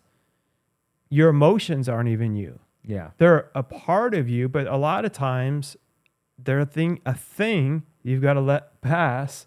And that's a life lesson too, that at different levels you need to learn, because you could go to a level too quick and your emotions could ruin a whole successful career like that. Yeah. If you're not able to have that like 24-hour rule. I've had my emotions ruin my day, if not more than days, just by texting. Oh, dude, I tell people, mean? when you're having conflict, everyone listen. The moment you are anyone, whether you have a company or team members, whether it's with a friend, anyone, the moment you start feeling like you're having conflict, like, oh, so-and-so's mad at me, I say immediately stop texting. That's where you need to pick up the phone and call, because you could be totally misreading a text. And then when you start and you could be like, oh, that's fine. Like, that's cool. That's fine. And or someone could read that as, oh, fine. And you could be like, there's a great like Key and Peele. If you've ever seen them, they have a great thing on that text thing of like, you want to meet up tonight? And he's like, yeah, that's fine. He's like, fine. He's like, what do you? And he's like, do you want? I put my whole night off. He's like, would you rather go just hang out at your house or go to the dinner that I spent 2 hours setting up for us? And you see the guy on the couch, and he's on his couch, and he's like, oh man, and you hear him thinking, he's like, do I want to hang out and watch a movie? He's like, yeah, that could be cool. Or do I want to go to the dinner he has set up for that? That sounds cool too. And he's like, yeah, whatever. And then you see that he's like, whatever. It's a perfect example of that's when you just pick up the phone and you can save. I teach every team member that. I'm like, when it comes to conflict, stop texting and pick up the phone and 100%. Have a call. It's so valuable, bro. That's a great thing. Because you can't hear it in a text versus a voice. Dude, forget it. It can get so misconstrued. If you probably see me here contemplating something that it happened a couple days ago, then I'm like, why not just pick up the phone? And it's now good. You remember. Yeah, and it's good because I like everyone to also know we're not perfect packages. We're not finished products. And even a lot of the stuff that I help people with and that I teach, we're always I teach it because I've screwed up. Yeah, on it. Yeah. I had it happen to me after I teach it and spoke on it. Yeah, and sure. I did it. And my leaders that I was teaching, I'm like, crap. And then I'd be like, remember everything I meet with you each week? And I'm like, I just, like a moron, did that last night.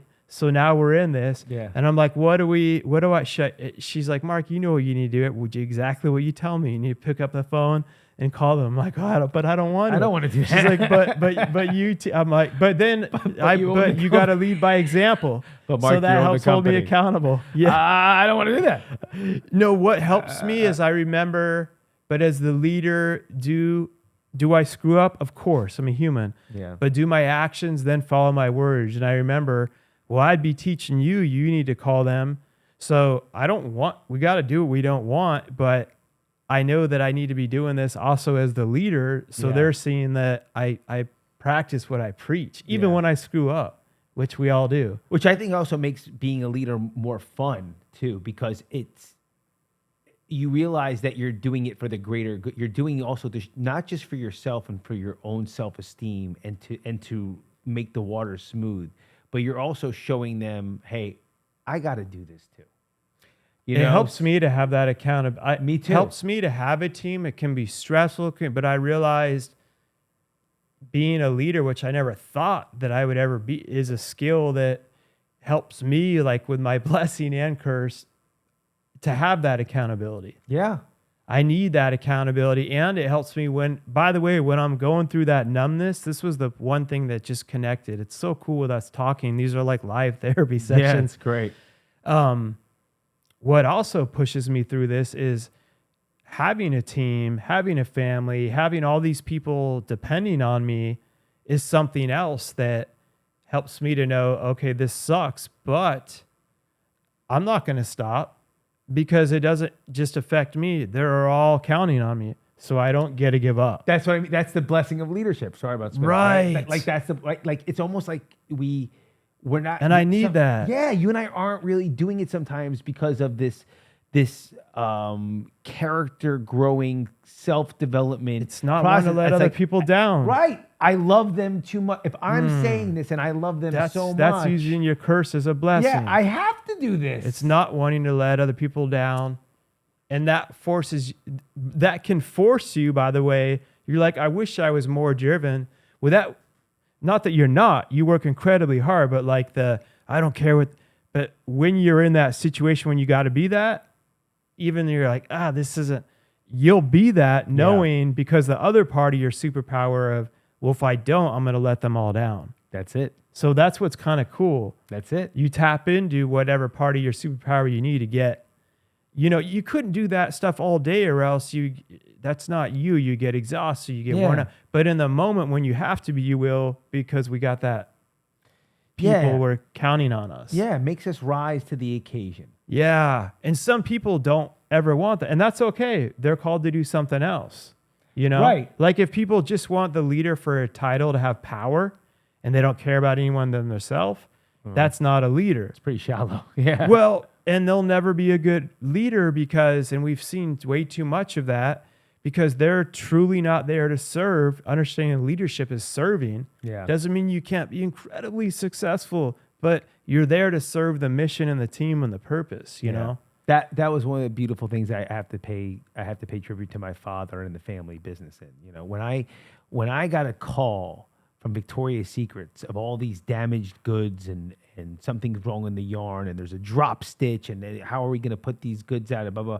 I wasn't allowed to say, well, the knitter on second shift was watching the machine and I wasn't me. I'm just Adam Jablin running the company. But it was, you had to be like, you have to take it on the chin and say, you're right. We'll do good by that. Let me give you 15% off. I deserve 20. Let me give you 20% off.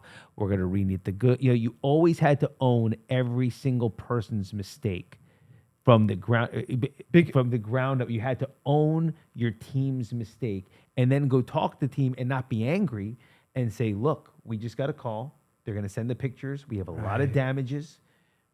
Who is the knitter on that shift? Okay, this is a warning. We had several warnings before a suspension, and you had to lead. You couldn't just blame. Right. And ending as we're getting closer to the end. This is what you made is. There's so many good points to what you just said. The higher you are, companies and leaders that do it right to a big client like that, you take full accountability. Because, by the way, that's going to bring the client back to you. Yeah. They're going to respect that.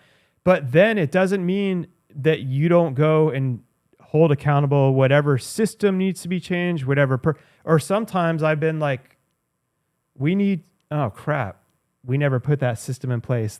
Is my good, like Gaka, good. Yeah, good. Now we get to, so we won't make that same mistake again. That was on me. Or we've had it in place, you're not following it. We've talked, and then that's even had, as some cases, lead to someone, I say at a point, firing themselves, because we continue to coach people, and if they're not willing to grow and change at a point, they fire themselves. But the client doesn't need to hear, how many times have you worked with a terrible company and called, this isn't working my thing, and they're like, oh, that wasn't me, that was Johnny. He was the manager on the yesterday's shift. It's not my, but it is you. I'm asking you, you work for and it pushes you away from, versus, oh my gosh, I'm so sorry. Yeah. That makes you more stronger as a leader, to have that humility to be like, it was Johnny, but you don't need to tell the client that. Yeah. That's for you guys all to work out. So you're humble and you're like, oh yeah, we'll give you I'm sorry, I take full, and then you go and you fix whatever you need to with your team. Yeah. Behind the scenes. That's that's good leadership. That's great leadership. But there's a lot of bad leadership.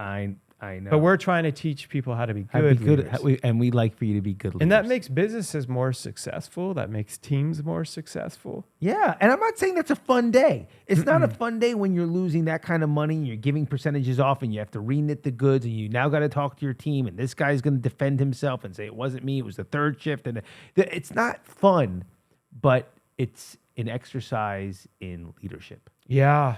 And it builds your culture. Yeah. Because they realize, well, you can't go and blame. I'm already taking accountability on the front lines as, I'm sorry, I'm going to fix this. So we don't do that here. Because if they're like, okay, you say we don't do that here, but when they called you, you blamed everyone. Oh man, he did take accountability, even though it was, no, we own up to our mistakes so we can fix them. 100%. And people are like, oh, wait, you guys actually do that? And then those that like it will stay and learn. Some will leave. But that's how you build a good culture. Yeah. And it never stops. It never stops. Never. It never stops. Actually, here's a funny thing to share with you. There were times, and this was a good lesson for me too, where I wanted it to stop. Mm-hmm. And my father, who was never let it stop. And I truly felt like there were times where I was Tom Brady and he was Bill Belichick. Like, it didn't care how much we won. He still saw mistakes. And I was like, what is wrong with you? You know, we have 97% efficiency rate. And he'd be like, yeah, we have 3%. We can do better. Right. And I'd be like, I'm going to kill myself. I'm going to kill myself. That was like the Jordan of where he was telling Kobe, that 3% needs to be fixed, but he's like, I could have been a little more productive. I would have been like, given a little praise though, like, man, you guys did amazing. And we got to work on this 3%, guys. Oh God, you did so good, to at least make sure to focus, because I can be like that. I'm constantly driven to, I'm a weird mixture. Yeah, you're a good one. If you look at my thing, my personnel, I'm a mixture of like Michael Jordan and Phil Jackson. That's a great combo. I'm a weird blend of that. That's it is, but it's combo. A blessing and a curse, because sometimes it's weird. Yeah. But I'm all Phil. So I could see where I think it's a beautiful thing for you to have. Yeah, no, thank you. I think it's a beautiful thing. I know when I'm in my right sweet spot of doing it. Yeah, I think that's just nothing like but my a blessing. combo. Yeah. Like my dad, it's interesting, right? So it makes sense to me why I looked up to these men. My dad was Michael and Kobe. Right. There was no off switch. And you hear in my book, I couldn't keep up. I didn't understand, 97% efficiency rate, like what, like, what I mean? You could do better. And it's like, can't you just say, I'm proud of you? Can't you just, can't you just, that was actually one time. I've learned, and I do care about people, but those have been it's all learning. You're building muscles. I've learned through going through leadership and working with others to take time, because I do care about people, but I'm so focused on the next thing. And your dad probably was proud of you, but in his head, but but I've learned I got a to story force for you. myself to step back and celebrate and be like, you're doing, and they're like, man, I'm really happy you told me. And that helps with productivity. But I don't say it like just as a manipulation. I really care, but I'm already like, so like, we got to fix this, or else I'm going to be up, Yeah. you know. I got to share a story. I've with you. learned to check You- myself and you- do that though. That's really good that you. And I'm still learning. No, but that's still Yeah. wonderful that you can take a step back and give the praise when necessary and slow yourself down, even if it's for 10 minutes, Right. and then wind it back up. I've learned from not, and that's the thing. When I learn leadership is an ongoing learned skill. Yeah. I learned from the old version. I wasn't like a tyrant, but I would just be. I remember we had a compliance review, and we were all, everything was it was like that except 3. And I remember writing to the team like, we failed in these 3 areas, and I was like, I take full accountability. And then like one of my head assistants was like, but we did great in 97%. And in my head, I was almost like, which was wrong, like irritated. And then I realized like, oh, wait, she's right. And like, I need to give her some validation of how hard that work was and stuff. And this was like 10 years ago, but it was Yeah. all it was all twisted of how I handled it. And then it took me, sadly, like a long time learning later, then looking back, like, oh man, going through that, I was like irritated with her. Like, why is she trying to act like blah, blah, blah? And then I realized, oh my God, what an idiot that I was. And that probably broke her spirit. And you got to realize when you're being sucky as a leader, and I had to check myself and realize, man, that situation I wasn't able to fix in that situation, but moving forward, the next time I'm in it, I'm going to make sure to handle that differently. Yeah. It's like Jordan in his second three-peat. Like he passed and he led with love and, you know, but there was this story. There's this story. This is what happened. So I'm like 2 years sober, and I'm still going to therapy all the time. And I, you know, a big part of my life was the family business and living up to these expectations. And I remember my therapist said, listen, I need you to do an assignment. I need you to ask your father to say that he's proud of you. And I'm like, there's no effing way I'm doing that. And he's like, that's exactly why you have to do it. And I'm like, it took me 2 weeks to do this assignment. He goes, and don't come back here until you do the assignment. It took me 2 weeks. Finally, I walk into my dad's office. I'm nervous. I'm like sweating. Can I ask you something real quick? Sure. Was part of your head thinking also, what if he says I'm not proud of you? I Did don't that ever know. cross your mind? Maybe. Or, I think or was it just the whole nervous? Because, I mean, you looked at him as this like, you're nervous. You're just He's like a nervous to ask god, someone. you Like, know? you're nervous to ask, like, Michael Jordan, are you proud of me yeah, for making... it's like that. It's like and, that. And thinking of him being like, what? he's like no, John dude, we're Wayne. focused on, yeah, you're great. Anyway, back Yeah, to... yes. It's just like Yeah. it's so not in his character. Right. You know what I mean? It's just I not, get it, It's yeah. like I can't even think of something really, really funny but like I don't know if you don't know how. Let's say you just don't know how to cook, right? I'm like, can you bake a cake? Like, no. Like, what are you talking? Like, get Right, out of my right, face. I run a right. podcast. Almost like annoying. I lead a team. I Yeah. started Dream Shine. Don't ask me to bake a cake. I'll go to Publix and buy a cake. Like, Yeah. what kind of stupid. Gotta delegate That's that what out. I felt. Like, you know what I mean? Like, what is Right. what stupid nonsense? Yeah, but it was important to you. Obviously, she could tell it was important to you Very much. to know that. So I go into his office and I'm like, I need to talk to you. And he's like, oh, what's up? You know, and I'm like, listen, this is gonna sound kind of weird, but I'm like, I need to hear that you're proud of me. And he looked at me like I was crazy. But watch how this. He looks at me. He goes, what are you talking about? I'm like, I just need to hear that you're proud of me. He goes, I tell you all the time. And I was like, Oh, like, man. In his you way. do? I like, you do? He goes, yeah. He goes, I write it down every year in your birthday card that I'm proud of you. Every year. And he goes, and this year I'm not going to write it because you're kind of making me say it now. Right? And I was like, and I looked at him, I was like, okay. So I go back and I'm like, listen, this is what happened. And I explained the whole story like I just said to you. He goes, he goes, that's my gift to you. I'm like, what kind of gift is that? And he goes, you now know your father. Like, he is proud of you. And he's not the kind of guy that's going to tell you all the time. That's a gift. The gift is in your awareness that you don't need to like constantly crave Because it. he really is proud of you. He's proud of you. So the gift is know who you're dealing with. And to him, writing that out and stuff was like a huge. He wouldn't write that if he didn't. It wasn't just a little generic hallmark like I'm proud of you. No. If I'm he didn't very mean proud it, of he you. wouldn't write that. Yeah. And then it put like a whole other maybe. He sense doesn't to do you. anything he doesn't mean. Like that's just who he is. You know what I mean? There's nothing. You know, I have a little bit more of that. Like, oh, this sounds nice. You know, this is a nice thing to write to somebody. You know what I mean? Yeah. Even if it's like 80% right. You know? Yeah. He doesn't have that. Okay. It's black and white. Which puts more about from her point. Yeah.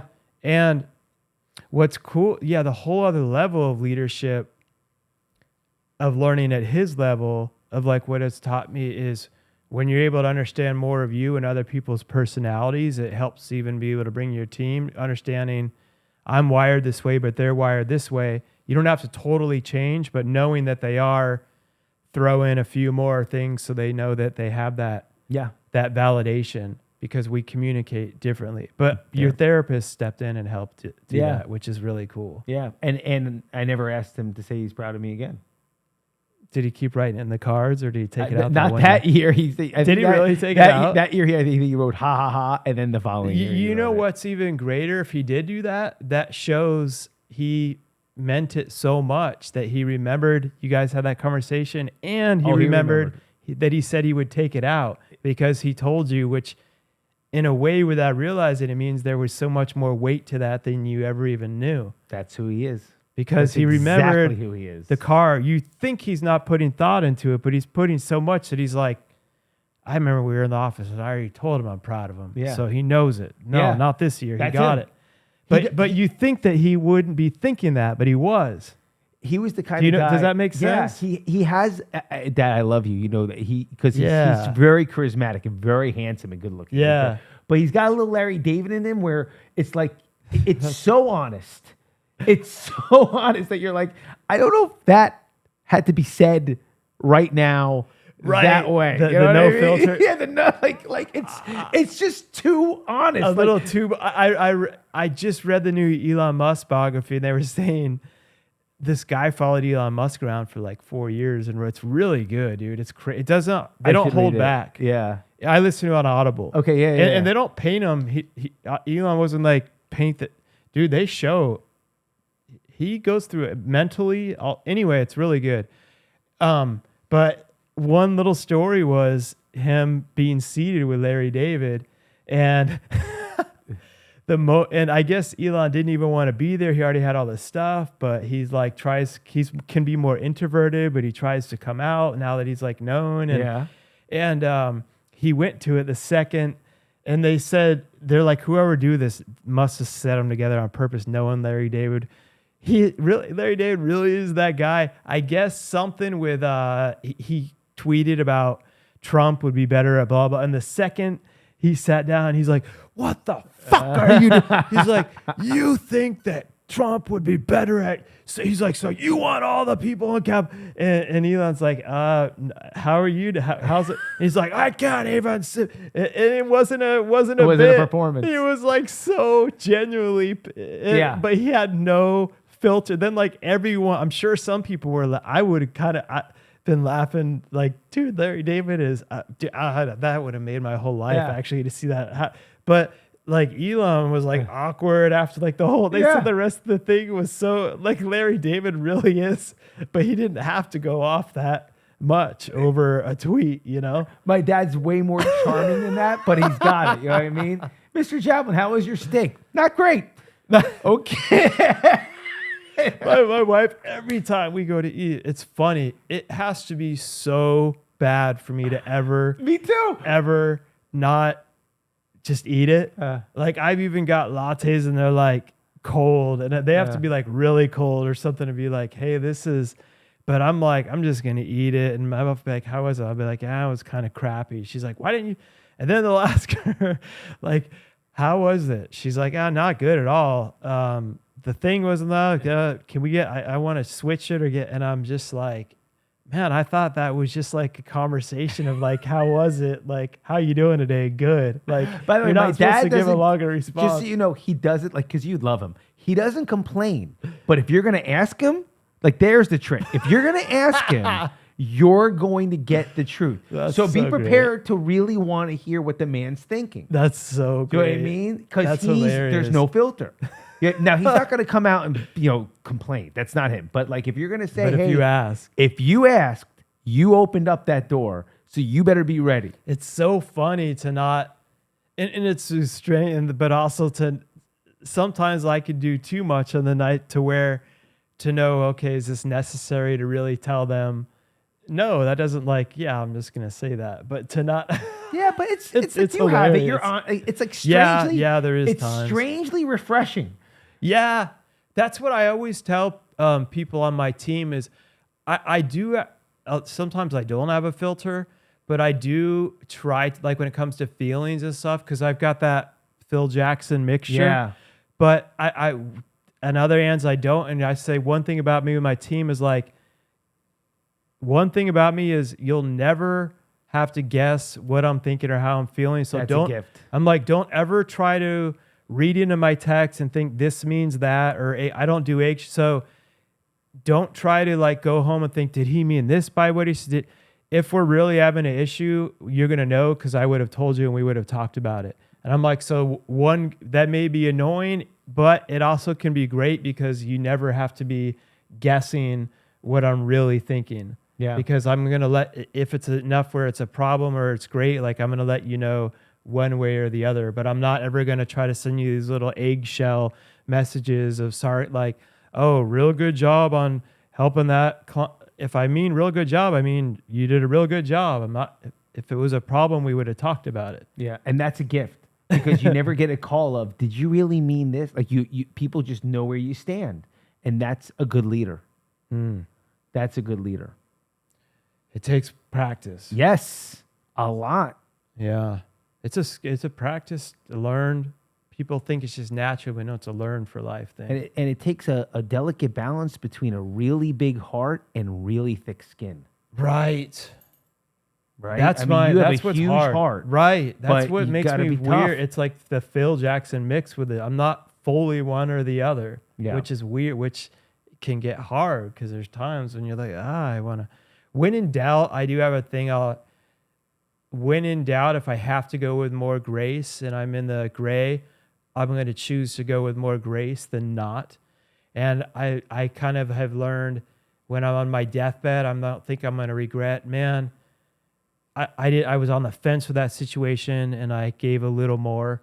I don't think I'll ever regret that. But being on the fence in that situation and giving less when that person really needed more help, I would regret that more. Sure. And I've given, but you can't be a doormat, obviously. Yeah. But I've learned like in big league, when you're on the fence, when you're not 100%, I'm going to go with more grace versus not.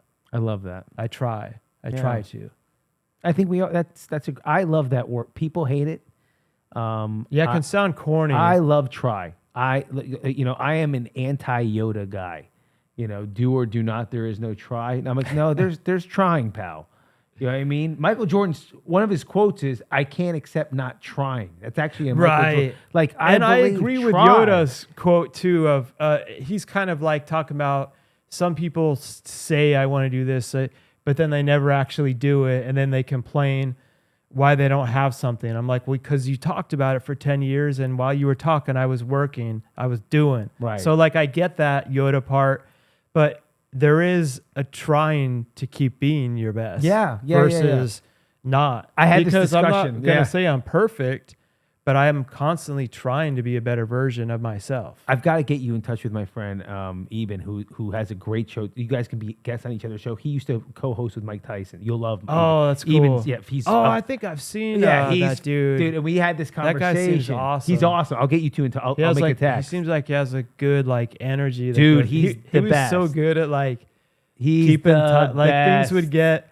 whatever dude, he was always so He's a perfect giant. with that vibe of coming in and being like, well, but what you guys meant, and I'm like, whoa, man, I think they were just about, he just came in and just perfectly removed. I'm like, but we rapped like this, and it was like He seems on his cool. podcast we were talking about like the word try like we just said.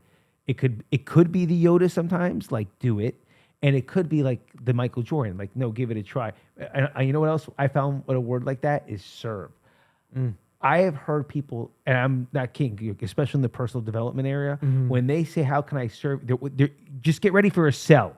I know. How can I That's serve why you? I hate the word And- serving leadership, but also you do have to But serve as a leader. true service, there's a beautiful thing to Right. that word. People just have played it out. Yeah. So how can I serve? Like there are certain people when they say, "How can I serve you?" I'm like, dude, don't I just want to even hang up. Don't Yeah. even go there. When it's like a elevator pitch or yes. something. But can't you feel the difference? Total. It's that you can feel it. Yeah, how can I serve you today by, and then before you can even answer, well, what I have is Yeah. blah, blah, blah, blah, blah. Really, Yeah. I don't give a damn about anything about it. That's not serving me. That's selling me. Yeah, yeah.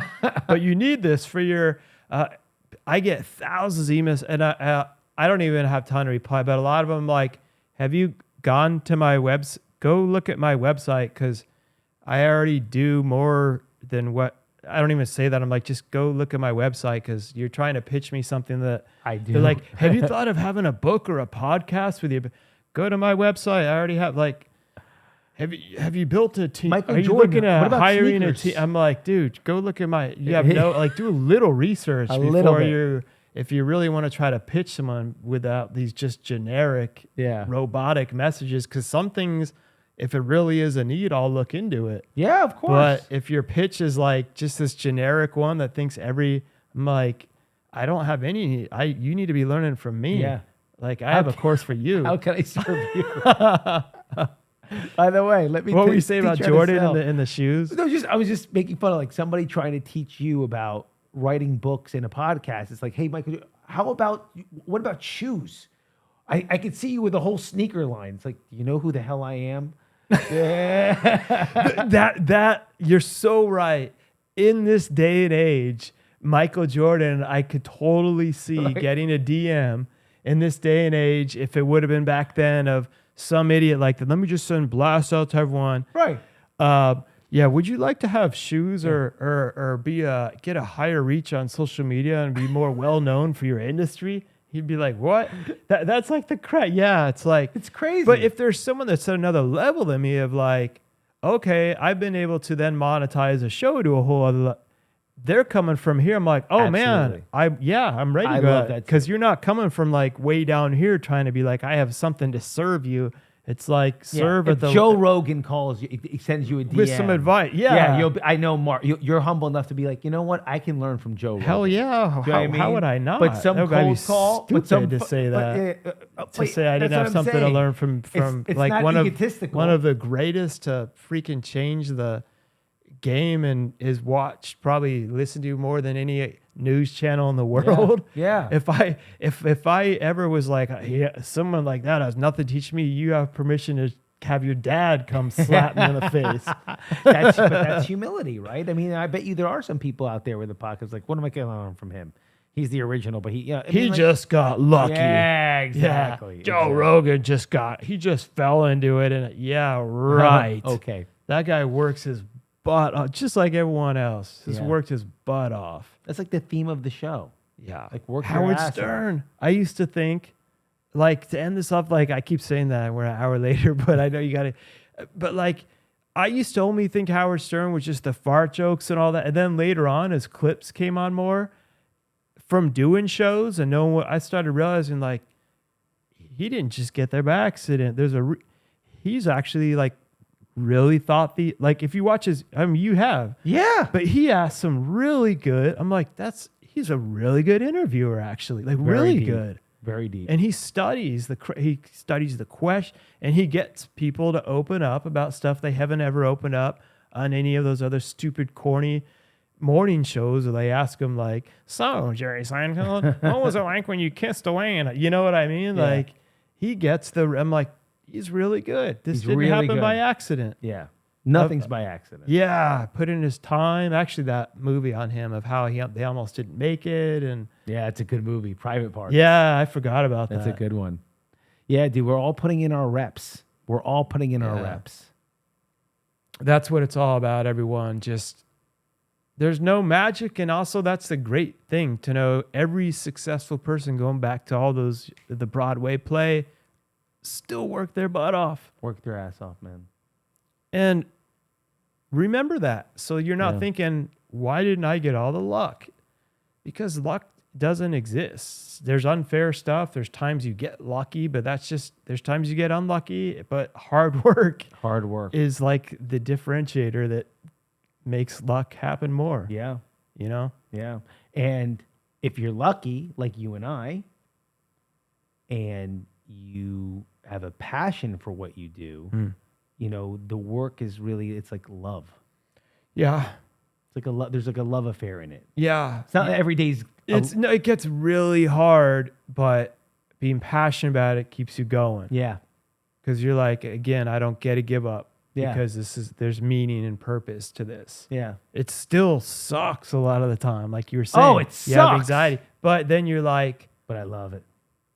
This is my passion. Yeah. This is my calm. I wouldn't do Then you anything imagine else. doing something else too. And it's like, oh man, that would be really horrible. You Yeah. know? And for some people, that's great. That's why I love how we're all wired differently. I wouldn't want to do a lot of this stuff. I wouldn't want to be Elon Musk. I was watching that. I'm like, whoa, man, that's not me. No. Like, I respect the hell out of a lot of he's done. But Hey man, I don't want to be Jordan, you know? Like, I mean, on the court, I'd love to experience that, but I don't want my dad being murdered.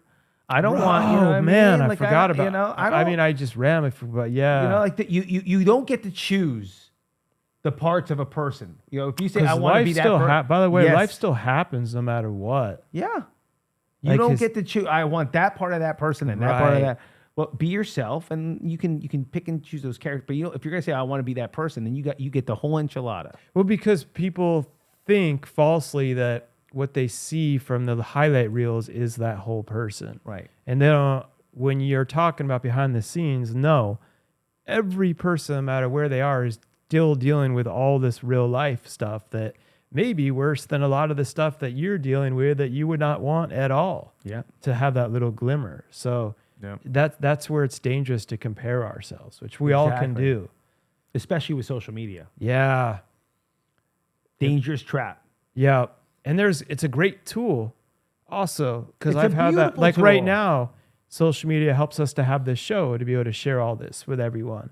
But yes. But it also can be dangerous if you're using it. And we all have where it's like, oh my God, they're doing so much better than me. Why am I not there? Blah, blah, blah, without knowing their life is a highlight reel. the whole story. So, well, thank you for coming back for round 2, my Dude, man, anytime. Adam and Shadow. Everyone to see, joined us here. you did a great job. And I love that you held nothing back this time. You know what I'm saying? You did a let good it job. out. Yeah. He's Shadow, looking at you intently. You did it all out, and that takes courage. That's awesome. It takes courage. You did a good job. You Yeah. didn't bark, my man. Thank you. Look at that. See you? Yeah. The good-looking one. Right. That's the new face of the show right there. Amen. Listen, everyone, this is Adam Jablin back again, and we will be doing some more shows together. We got more in store, and it'd be awesome. I could see us even in the future setting it up to where we could get some questions from people. Yeah. Be really cool to even have some people set up. I could see them calling in. I would love that, I would love bro. to be able to do that. I Them would calling love in that. live. Maybe they're struggling with something, and we could give advice. We can help them out. And we also have some ideas of bringing some fun guests in and just seeing where this thing goes. Absolutely, Yeah. absolutely. So listen, everyone. Yes, of course, bro, for sure. This has been an honor, and if you're hearing this before Thanksgiving, oh no, I think it'll release after. But either way, hope you had a happy and blessed Thanksgiving, and go into the holidays remembering your passion. I know holidays can be a blessing and a curse, stressful and good. Just like everything in life, understanding that's all part of the process. Ups, downs, numbness, anxiety, happiness, winning, losing is better than that hell you talked about, which was what you thought was heaven, is where everything's magically going your way every moment of every day. Bored out of your mind. What we think, this roller coaster, that's like a heartbeat. And if you're flatline, you're dead. Yep. So you're alive, you're living. The ups and downs are part of the process and the only way through it to the next level. Never settle. I didn't mean for that to rhyme, but it did. Never give up and keep elevating beyond.